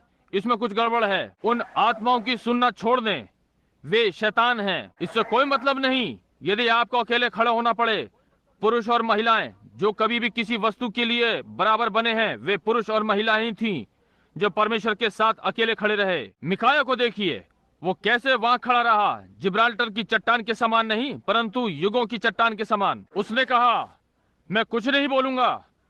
धर्म विद्यालय क्या कहते हैं मैं चिंता नहीं करता, मेरी सभा क्या कहती है मैं चिंता नहीं करता, राजा क्या कहता है मैं चिंता नहीं करता। यदि वे मेरा सिर काट भी दें, मैं केवल वही कहूंगा जो परमेश्वर मेरे मुख में कहने को डालेगा। ये सही था, वो सही था। और आज पुरुष और महिलाओं, संसार पर ध्यान ना दो कि उसके पास तुम्हारे लिए क्या है, उनमें कौन से मनोरंजन के साधन हैं, उनके पास बैक्टीरिया से संरोपण करने के लिए किस प्रकार की बैक्टीरिया है, और दावा करते हैं यदि आप कलीसिया के सदस्य बन जाते हैं तो आप सही हो जाएंगे। ये झूठा संरोपण है। क्यों? आपको अब भी पाप करने का रोग है, ये ठीक बात है। परंतु भाई, मैं आपको एक बात बताता हूं, जो आपका पाप से संरोपण करेगा वो प्रभु यीशु मसीह के बहुमूल्य लहू से आता है और पवित्र आत्मा से परिपूर्ण, और ये आपको सारे पापों से संरोपण करेगा और आप स्वर्गीय इच्छा से बंध जाएंगे और आपके पास संसार की वस्तुओं के लिए समय नहीं होगा। हम प्रार्थना करेंगे, हमारे स्वर्गीय पिता, जब हम इन भरमाने वाली आत्माओं को लोगों के ऊपर देखते हैं और ये जानते हुए कि वे परमेश्वर की चीजों को तुच्छ समझते हैं, मैं प्रार्थना करता हूं कि परमेश्वर आप हर मनुष्य पर नियंत्रण रखेंगे। और जो महिला आज यहाँ है प्रभु, आज का दिन ऐसा हो कि वे ये अनुभव करें कि उनके जीवन परमेश्वर के वचन के साथ मेल नहीं खाते और ये लोग गलत चीजों को सुन रहे थे कि शैतान उन्हें पुरानी सच्ची कहानियों की पत्रिकाओं से सुख और अनुभूति दे रहा था। संसार की पुरानी सड़ाहट, पुराने सिनेमा के शो, गंदे टेलीविजन, ओ परमेश्वर, एक मसीह के लिए असंभव है कि ऐसी चीजों को देखे। परमेश्वर, ये हमें पीड़ित करता। आपने कहा इससे तुम पीड़ित हो जाओगे जैसे कि उल्टी होने को हो। आपने कहा एक कुत्ता अपनी उल्टी को चाटने जाता है और एक सुअरनी कीचड़ में। एक पुराना कुत्ता कुछ उल्टी करेगा। एक पुराने आधे जन्मे को देखिए जो कि एक ढोंगी के समान वेदी पर आता है, और जैसे कि आप संसार को उल्टी करके निकाल देंगे तब भी उसके साथ बने रहते हैं। वे वापस आकर उन वस्तुओं को फिर से खाते हैं। ओ परमेश्वर, अपने भवन को साफ कर। हालेलुया।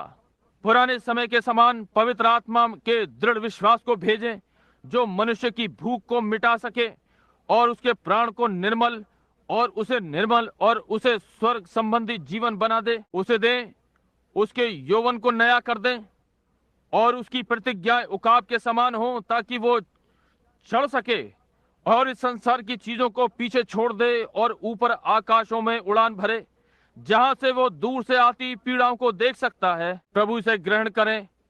आप अपने भविष्यद्वक्ताओं को उकाब के समान बनाते हैं जिनके पास एक उकाब की आंख थी, जो ऊपर जा सकते थे और बातों को बहुत पहले देखकर, इससे पहले कि वो वहां आए। ओ परमेश्वर, इस छोटी कलीसिया को आशीषित करें। जो यहाँ आए हैं उन्हें आशीषित करें, जो यहाँ आज अनजान हैं उन्हें आशीषित करें, और वे जाने कि यह संदेश किसी को व्यक्तिगत रूप से संकेत नहीं करता, परंतु प्रभु विशेष तौर पर उनके लिए निर्देशित है जो बहुत ही आवश्यकता में है। ये जानते हुए कि किसी दिन हमें एक साथ परमेश्वर के न्याय के सामने खड़ा होना है, और ये जानते हुए कि हम इसके लिए उत्तरदायी ठहरेंगे कि सत्य को जानते हुए उसे नहीं कहा। पिता, मैं प्रार्थना करता हूँ कि हर हृदय के ऊपर छा जाए यीशु के नाम में। एक क्षण अपने झुके हुए सुरों के साथ, मैं अचरज में हूँ यदि कोई यहाँ इस प्रातः ये कहेगा, भाई ब्रनम, मैं इन मामूली पुरानी चीजों से पीड़ित और थक गया हूँ। मेरे साथ बहुत सी चीजें हैं जो बहुत समय से मेरे साथ लगी हैं। मैं हमेशा अपने से अधिक बोलता हूँ। मैं वो चीजें कर रहा हूँ जो मुझे नहीं करनी चाहिए। मैं जानता हूँ एक मसीह होने के लिए नहीं है। मैं ये नहीं करना चाहता। परमेश्वर जानता है कि मैं नहीं चाहता, और मैं उस पुरानी आत्मा की और अधिक नहीं सुनना चाहता हूँ। यही चीज है जो मुझे सारे जीवन भर मसीह की स्वतंत्रता और उसके वास्तविक प्रेम से अलग दबाए रही। मैं चाहता हूँ कि आप मेरे लिए प्रार्थना करें ताकि भाई ब्रनम वो मुझे आज से छोड़ दे। क्या आप अपना हाथ उठाएंगे? हर सिर झुका हुआ है। परमेश्वर आपको आशीष दे। ओ प्रभु, दर्जनों हाथ हैं। एक छोटी छोटी बातें, छोटी छोटी पुरानी चीजें जो आपसे बुलवाती हैं या किसी प्रकार का कलीसिया में विवाद उत्पन्न कराती हैं और आपको विवश करती हैं कि आप इधर या उधर की ओर हो जाएं। ओ अभक्तिपूर्ण है। ये भाइयों के बीच में एक विरोध है, और ये ना करें। आप ये नहीं चाहते, आप ये नहीं चाहते। और छोटी छोटी पुरानी बातें, थोड़ा पुराना गुस्सा, हर चीज जो दबाए रखती है, कहें परमेश्वर, मैं अब उस चीज को और नहीं चाहता। मैं इससे परेशान और थक गया हूं। मैं आज इसे निकालने के लिए तैयार हूं। अब मैं आ रहा हूं प्रभु। मैं अपने सारे स्वार्थीपन से अलग हो जाना चाहता हूं। यदि मेरा भाई मुझसे सही व्यवहार ना करे, जो भी है, मैं उसके लिए प्रार्थना करूंगा। यदि मेरे पिताजी मुझसे सही व्यवहार ना करें, जो भी हो, मैं उनसे प्रेम करूंगा। यदि मेरी पत्नी मुझसे सही व्यवहार ना करे या मेरा पति, मैं परमेश्वर के सम्मुख नम्र होकर जाऊंगा। प्रभु, मैं केवल आपके राज्य को देखता हूं। मैं अपने मस्तिष्क को सीधा रखना चाहता हूं। मैं चाहता हूं कि मेरा हृदय प्रेम से भरा रहे। जब परेशानी मेरे चारों ओर मंडरा रही हो, तब मैं उसके विषय में जाना चाहता हूं, और फिर भी मैं अपने हाथों को ऊपर उठाए अपने हृदय को आपके सन्मुख पवित्रता से स्थिर रखना चाहता हूं। प्रभु, ये जानते हुए कि मैं किसी दिन आपसे मिलूंगा, मैं इस प्रकार का अनुभव चाहता हूं। प्रभु आज के दिन से मुझे ऐसा ही बना दे। क्या आप अपना हाथ उठाएंगे? कोई जिसने थोड़ी देर पहले अपना हाथ ना उठाया हो, परमेश्वर आपको आशीष दे। परमेश्वर आपको आशीष दे। बहन, जब हमने अपने सर झुका रखे हैं, आप हमें एक छोटा सा स्वर दें। आपका इससे कितना अर्थ है? अभी ना खेलें, ये खेलने का समय नहीं है, ये ग्रहण करने का समय है। ये समय है जब आपको ग्रहण कर लेना चाहिए। आइए इसे अभी उलट दीजिए। क्या आप करेंगे? आइए जो आपके पास है सब परमेश्वर को दे दें। कहें, परमेश्वर मेरे पास बहुत नहीं है, मैं एक छोटी सी घरेलू पत्नी हूं, मैं बहुत कुछ नहीं कर सकती प्रभु, परंतु मैं आपकी बाइबल पढ़ सकती हूँ, मैं प्रतिदिन प्रार्थना कर सकती हूँ, मैं अपनी सारी गंदगी जो मेरे मस्तिष्क में है फेंक सकती हूँ, मैं सब चीजें बाहर फेंक सकती हूँ जो प्रचारक ने प्रातः कहा, उसमें मैं बहुत सी बातों की दोषी हूँ, इसलिए आज मैं उलट रही हूँ। मैं ये नहीं चाहती। परमेश्वर मुझे प्रेम से भर दें, मुझे ऐसी चीज से भर दें जिससे मुझे अपने सबसे खराब शत्रु से जो मेरा है प्रेम करूं। मैं वास्तव में ये चाहता हूं प्रभु। जब वो यहाँ बजा रही हैं तो क्या आप यहाँ वेदी पर आकर अब एक क्षण के लिए खड़े ना होंगे जबकि हम प्रार्थना के वचन के साथ एकत्र होते हैं? यदि वास्तव में आपके लिए कुछ विशेष है, यदि वास्तव में आप छोड़ना चाहते हैं, तो आज आप इस वेदी पर से इसे अपने साथ अपने हृदय पर लेकर नहीं जाएंगे? यदि आप निष्कपटता से आएंगे और कहें, मैं यहाँ पर 1 मिनट खड़े होने के लिए आ रहा हूँ। जी हाँ भाई ब्रैनम, जबकि आप मेरे साथ व्यक्तिगत रूप से प्रार्थना कर रहे हैं, मैं प्रार्थना करवाने के लिए आना चाहता हूँ। क्या अब आप आएंगे? अपने झुके हुए सिर के साथ कौन उठेगा और वेदी पर आएगा? वेदी के चारों ओर खड़ा होगा। इससे कोई मतलब नहीं कि आप कब से एक मसीही रहे हैं और अब भी आप में वो पुरानी आत्माएं जो आपसे बात करती हैं, आपको निरंकुश, आपको किसी के विषय में बात करने देती हैं। जब कोई आता है और वापस जाकर किसी के लिए कुछ बोलता है और आप उनके साथ मिल जाते हैं, उन्हें भगा दें। भाई ये गलत है, ये ना कीजिए। अंत में ये आपको प्रतिज्ञा के देश से अलग कर देगा। यदि आप में कोई छोटी सी बात है जो कि नहीं होनी चाहिए, यदि परमेश्वर का प्रेम वास्तव में आपके हृदय में नहीं है, क्या आप पुरुष और महिला आकर कहें, मैं अभी इसे उंडेलने जा रहा हूं, इसी प्रातः यहीं मैं ऑल्टर पर से भिन्न व्यक्ति बनकर जाऊंगा? क्या आप आओगे? क्या कोई पापी है जिसने कभी यीशु को स्वीकार ना किया हो?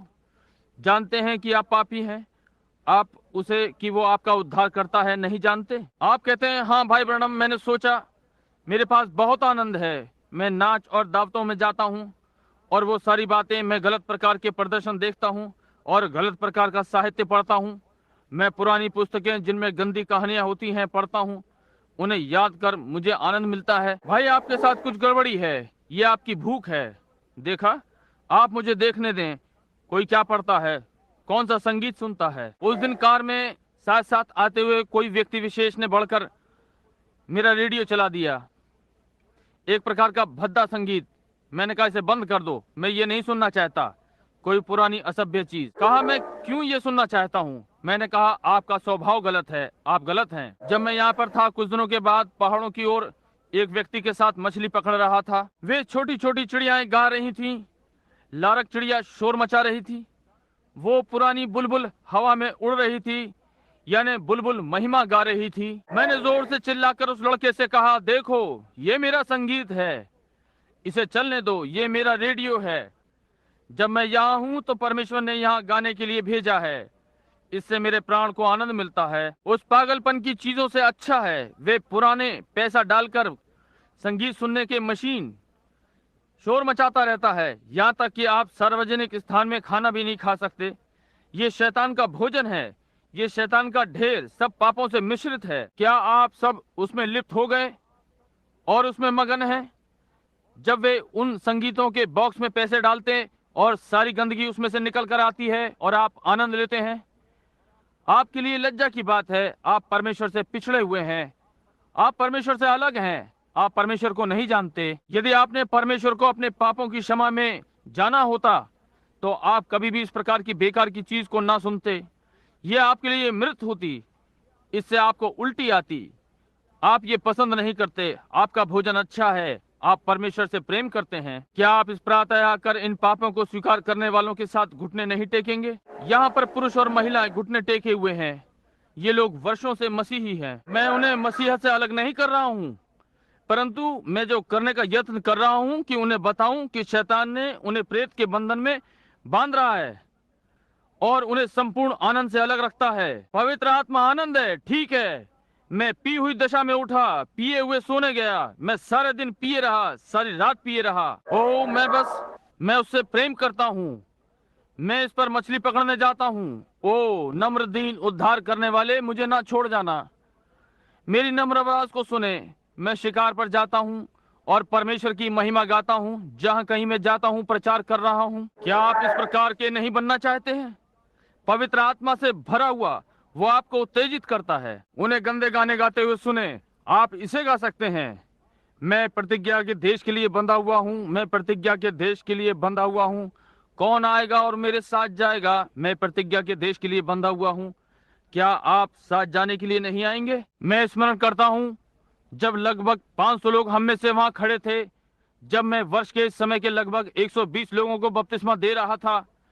यहाँ नदी के किनारे जब एक महान सितारा चमकता हुआ नदी पर आया, हालेलुया, उसमें से एक शब्द बोल रहा था, एक दिन तुम समस्त संसार में सुसमाचार फैलाओगे। कैसे वो निर्धन छोटा उपेक्षित खेतीहारा लड़का इसको कर सकता था? परमेश्वर का अनुग्रह। आमीन। ओ कौन आएगा और जाएगा? अलग हो जाओ। अब हर बोझ को एक ओर डाल दो। उन भरमाने वाली आत्माओं की मत सुनो, आकर परमेश्वर का वचन सुनो। यहोवा यूं कहता है, धन्य हैं वे जो धार्मिकता के भूखे और प्यासे हैं, क्योंकि वे तृप्त किए जाएंगे। आइए, जब हम प्रार्थना कर रहे हैं तो अपने सिरों को इन सब के साथ जो ऑल्टर पे हैं झुकाएं। प्यारे बालकों, मैं चाहता हूं कि आप इस प्रातः स्मरण रखें।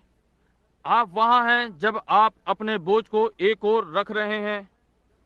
पाप आपको सरलता से व्याकुल कर देता है। पौलुस ने इब्रानियों के 12वें अध्याय में कहा, इस कारण कि गवाहों का एक ऐसा बड़ा बादल हमको घेरे हुए है, तो आओ हर एक रोकने वाली वस्तु और उलझाने वाले पाप को दूर करके, अब और क्या कहूं, क्योंकि समय नहीं रहा कि गिदोन का और बाराक और समसून का और यफ्ताह का और दाऊद और शमूएल का और भविष्यद्वक्ताओं का वर्णन करूं। उन्होंने विश्वास के द्वारा राज्य जीते, धर्म के काम किए, प्रतिज्ञा की हुई वस्तुएं प्राप्त की, सिंहों के मुंह बंद किए, आग की ज्वाला को ठंडा किया, तलवार की धार से बच निकले, निर्बलता में बलवंत हुए, लड़ाई में वीर निकले, शत्रु भाग गया। स्त्रियों ने अपने मरुओं को फिर जीवित पाया। कई एक ठट्टों में उड़ाए जाने और कोड़े खाने, वरन बांधे जाने और कैद में पड़ने, और जो परीक्षाओं में पड़े, ठट्टों में उड़ाए जाने और विश्वास के द्वारा इन सब के विषय में अच्छी गवाही दी गई। इन सब के विषय में अच्छी गवाही दी गई, तो भी उन्हें प्रतिज्ञा की हुई वस्तु ना मिली, क्योंकि परमेश्वर ने हमारे लिए पहले से एक उत्तम बात ठहराई कि वे हमारे बिना सिद्धता को न पहुंचे। इस कारण जबकि गवाहों का ऐसा बड़ा बादल हमें घेरे हुए है, तो आओ हम हर एक रोकने वाली वस्तु और उलझाने वाले पाप को दूर करके वो दौड़ जिसमें हमें दौड़ना है, धीरज से दौड़ें और विश्वास के कर्ता और सिद्ध करने वाले यीशु की ओर ताकते रहें, जिसने उस आनंद के लिए जो उसके आगे धरा था, लज्जा की कुछ चिंता न करके क्रूस का दुख सहा और सिंहासन पर परमेश्वर के दाहिने हाथ जा बैठा। यीशु ने अपनी प्रार्थना में कहा, पिता मैं स्वयं को पवित्र करता हूँ। यीशु कलीसिया के लिए पवित्र हुआ। वो विवाह कर सकता था, परंतु उसने नहीं किया, वो पवित्र हो गया। उसने कहा, उन्हें पवित्र कर पिता, सत्य के द्वारा, तेरा वचन सत्य है। अब हम हर बोझ को एक ओर डाल दें। आप में क्रोध है, आप में कुछ है जो आपसे बातें करवा देता है, जबकि आपको बातें नहीं करनी चाहिए। ओ परमेश्वर, अब उसे वहां रख दीजिए, इसे वहां रख दीजिए। देखिए, वेदी की आग नीचे आकर इसे ले जाती है। परमेश्वर के प्रेम को देखिए, इसे साफ कर देता है। देखिए पुराना स्वार्थीपन, जिस प्रकार से आप अपनी पत्नी से बात किया करते थे, जिस प्रकार से आप अपने पति से बातें करती थीं, जिस प्रकार से आप अपने पड़ोसी से बातें करते थे, जिस प्रकार से आप लोगों के विषय में कलीसिया में बातें करते थे, इस प्रातः इसे ऑल्टर पर रख दीजिए और परमेश्वर की आग नीचे आएगी और इसे यहाँ से ले जाएगी और उसके स्थान में दिव्य प्रेम की आग जल जाएगी। आपको बीमारी है, उसे ऑल्टर पर रख दीजिए। कहिए, प्रभु ये यहाँ है, मेरे अंदर एक स्वच्छ आत्मा उत्पन्न कर दीजिए। मेरे अंदर चंगाई की सामर्थ्य उत्पन्न कर दीजिए। देखिए परमेश्वर क्या करता है। परमेश्वर इस प्रातः करेगा। हमारे स्वर्गीय पिता, हम इनकी ओर से जो ऑल्टर पर हैं तेरी उपस्थिति में अपने सिरों को झुकाते हैं और तेरा अनुग्रह इनमें से प्रत्येक के ऊपर ठहरे पिता। अब जैसे कि ये प्रभु, मैं इनके लिए नहीं कर सकता, इन्हें ये स्वयं करना है। कोई भी इनके लिए कुछ नहीं कर सकता, इन्हें ही स्वयं करना है। इनके प्राण अब अपने आपे में कहें, ओ परमेश्वर, ये क्रोध मैं इसे यहाँ रखता हूँ प्रभु, मैं इसे कभी नहीं उठाऊंगा। कोई चिंता नहीं क्या होता है, अब से मैं जाने दूंगा। मेरी ये जुबान जो सरलता से गपशप के झुंड में सम्मिलित हो जाती थी, प्रभु मैं इसे यहाँ रखता हूँ, मैं इसे फिर कभी नहीं उठाऊंगा। प्रभु मेरी जुबान को शुद्ध कर दें। मुझे ऐसा अनुभव होने दें जैसे सरदूत ने यशायाह के साथ किया, जब उसने कहा, मैं अशुद्ध होंठों वाला हूँ, हाय मुझ पर। और सरदूत ने आकर चिमटा लिया और वेदी पर जाकर आग का अंगारा लिया और उसके होंठों पर रख दिया और उसे शुद्ध कर दिया। परमेश्वर हर बात बनाने वाले को इस प्रातः पवित्र करें, जो गलत बातें करके और विरोध को बोता है, प्रभु ये प्रदान करें। सारे रोग जो इस भवन में झुके हुए हैं, रोगी लोग ये जानते हैं कि वे भी प्रेरित हैं। परमेश्वर आपकी दास की तरह मैं इन्हें यीशु के नाम में डांटता हूँ। होने दे कि ये प्रत्येक रोगी व्यक्ति में से बाहर निकल जाए और हर अशुद्ध व्यक्ति जिसमें अशुद्ध विचार, अशिष्ट लालसा, पुरुष और महिला समान हैं, परमेश्वर उनमें से वो बाहर निकाल दें। वे सब जो यहाँ सिगरेट से पीछा छुड़ाना चाहते हैं और साधारण सामाजिक पेय और छोटी छोटी दावतें और स्वार्थी बातें, परमेश्वर पवित्र आत्मा के द्वारा उनके हृदयों को इस प्रकार से उत्तेजित करे कि वे बातें अब आगे को उनकी इच्छा ना रहे, उसके लिए कोई स्थान ना हो। अब यहाँ से आगे के लिए आप पवित्र आत्मा से पूर्ण हैं। परमेश्वर इस छोटी सी कलीसिया को जलती झाड़ी बना दें, इसे पवित्र आत्मा का स्थान बना दें, इसे ज्वलंत आग बना दें, ताकि संसार पलटकर परमेश्वर की महिमा को देखे। परमेश्वर इन थोड़े से लोगों से लगभग 100 लोग यहाँ इस प्रातः हैं, इनसे आरंभ करें, प्रभु से ग्रहण करें। प्रत्येक हृदय, प्रत्येक मेथोडिस्ट, प्रत्येक बैप्टिस्ट, प्रत्येक कैथोलिक, प्रत्येक प्रेस्बिटेरियन, प्रत्येक पेंटिकॉस्टल को शुद्ध करें। प्रभु इनके हृदय में से निकाल दें और आज इन्हें अपने पास आने दें। पिता इसे ग्रहण करें। मैं इन्हें आपके समर्पण में देता हूं और आपको समर्पित करता हूं, यीशु मसीह के नाम में, इनके प्राणों की शुद्धता के लिए और इनके शरीर की चंगाई के लिए। आमीन। मैं अचरज में हूं कि आपने अपने बोझ को वेदी पर छोड़ दिया है। क्या आप अनुभव करते हैं कि ये वहां रखे हैं? यदि आप अनुभव करते हैं कि ये वहां रखे हैं, आप न्यायी हैं। आप हैं जो प्रार्थना कर रहे हैं। मैंने प्रचार किया है, आप प्रार्थना कर रहे हैं। क्या आपका बोझ वहां छूट गया भाई बहन? क्या आप इसे वास्तव में वहां छोड़ सकते हैं? यदि आप छोड़ सकते हैं, अपना हाथ उठाएं, कहें, परमेश्वर अब मैंने इसे वहां छोड़ दिया है।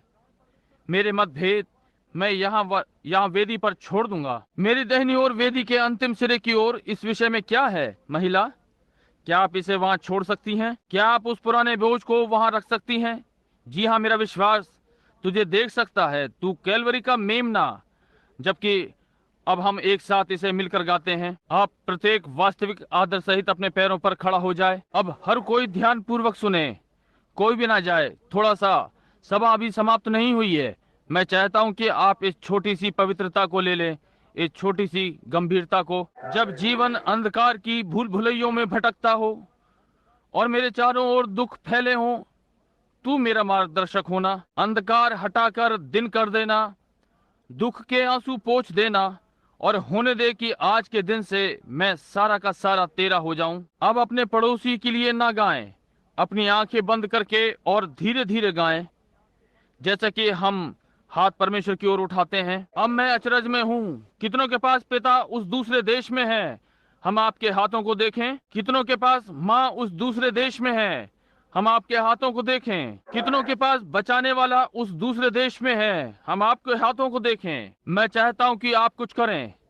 अब जबकि हम इसे फिर से गा रहे हैं, मैं चाहता हूं कि जो कोई आपके पास खड़ा हो, आप उससे हाथ मिलाएं और कहें, भाई बहन मेरे लिए प्रार्थना करें, ताकि मैं आपसे दूसरे देश में आपसे मिल सकूं। जब तक मत करिए जब तक आप सही में इसके अर्थ को ना लें। कितने एक दूसरे से मिलना चाहते हैं? कितने यहाँ हर एक से मिलना चाहते हैं? वहां पर निश्चय ही हम चाहते हैं। अब आइए एक दूसरे से हाथ मिलाएं और कहें, भाई मैं आपसे मिलना चाहता हूँ, मैं आपसे उस पार मिलना चाहता हूँ। अब जबकि हम इसे गाते हैं, वहाँ मेरे पास एक बचाने वाला है। ठीक है, क्या आपको इससे अच्छा अनुभव नहीं होता? यीशु मुझे रक्त सलीब के पास। अब हर कोई अपना हाथ उठाए, परमेश्वर की महिमा हो। आइए अब शांति से अपने सिरों को झुकाएं और अपने ही प्यारे ढंग से हम उसकी महिमा अपने हाथों को उठाकर करें। कहें, धन्यवाद प्रभु, क्योंकि मुझे चंगा किया। प्रभु तेरा धन्यवाद उस सब के लिए जो तूने किया। एक एक मिठास भरा छुटकारा, मुफ्त का उद्धार लाया तू प्रभु। हम तुझे ये धन्यवाद की भेंट चढ़ाते हैं। हम तेरी महिमा करते हैं क्योंकि आप बहुत प्रिय हैं। आप घाटी की कुमुदनी हैं, भोर का तारा, शहरोन का गुलाब और सब कुछ। आप पिता, पुत्र, पवित्र आत्मा है, वो जो था, जो है और आएगा, महान अल्फा ओमेगा। आप एक अद्भुत हैं, शांति के राजकुमार, दाऊद की जड़ और संतान। आप सब कुछ हैं और हम तेरा धन्यवाद करते हैं प्रभु, उस सब के लिए जो तूने हमारे लिए किया। हम तेरे वचन के लिए धन्यवाद करते हैं क्योंकि ये हमारे मार्ग के लिए उजियाला।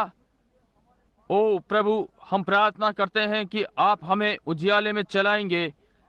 पिता, इसे ग्रहण करें। ठीक है, जबकि हम 1 मिनट के लिए बैठे हैं, हम ज्योति में चलेंगे। संतो आओ, अब हम इसे गाएं। क्या आपको अच्छा अनुभव नहीं हो रहा है?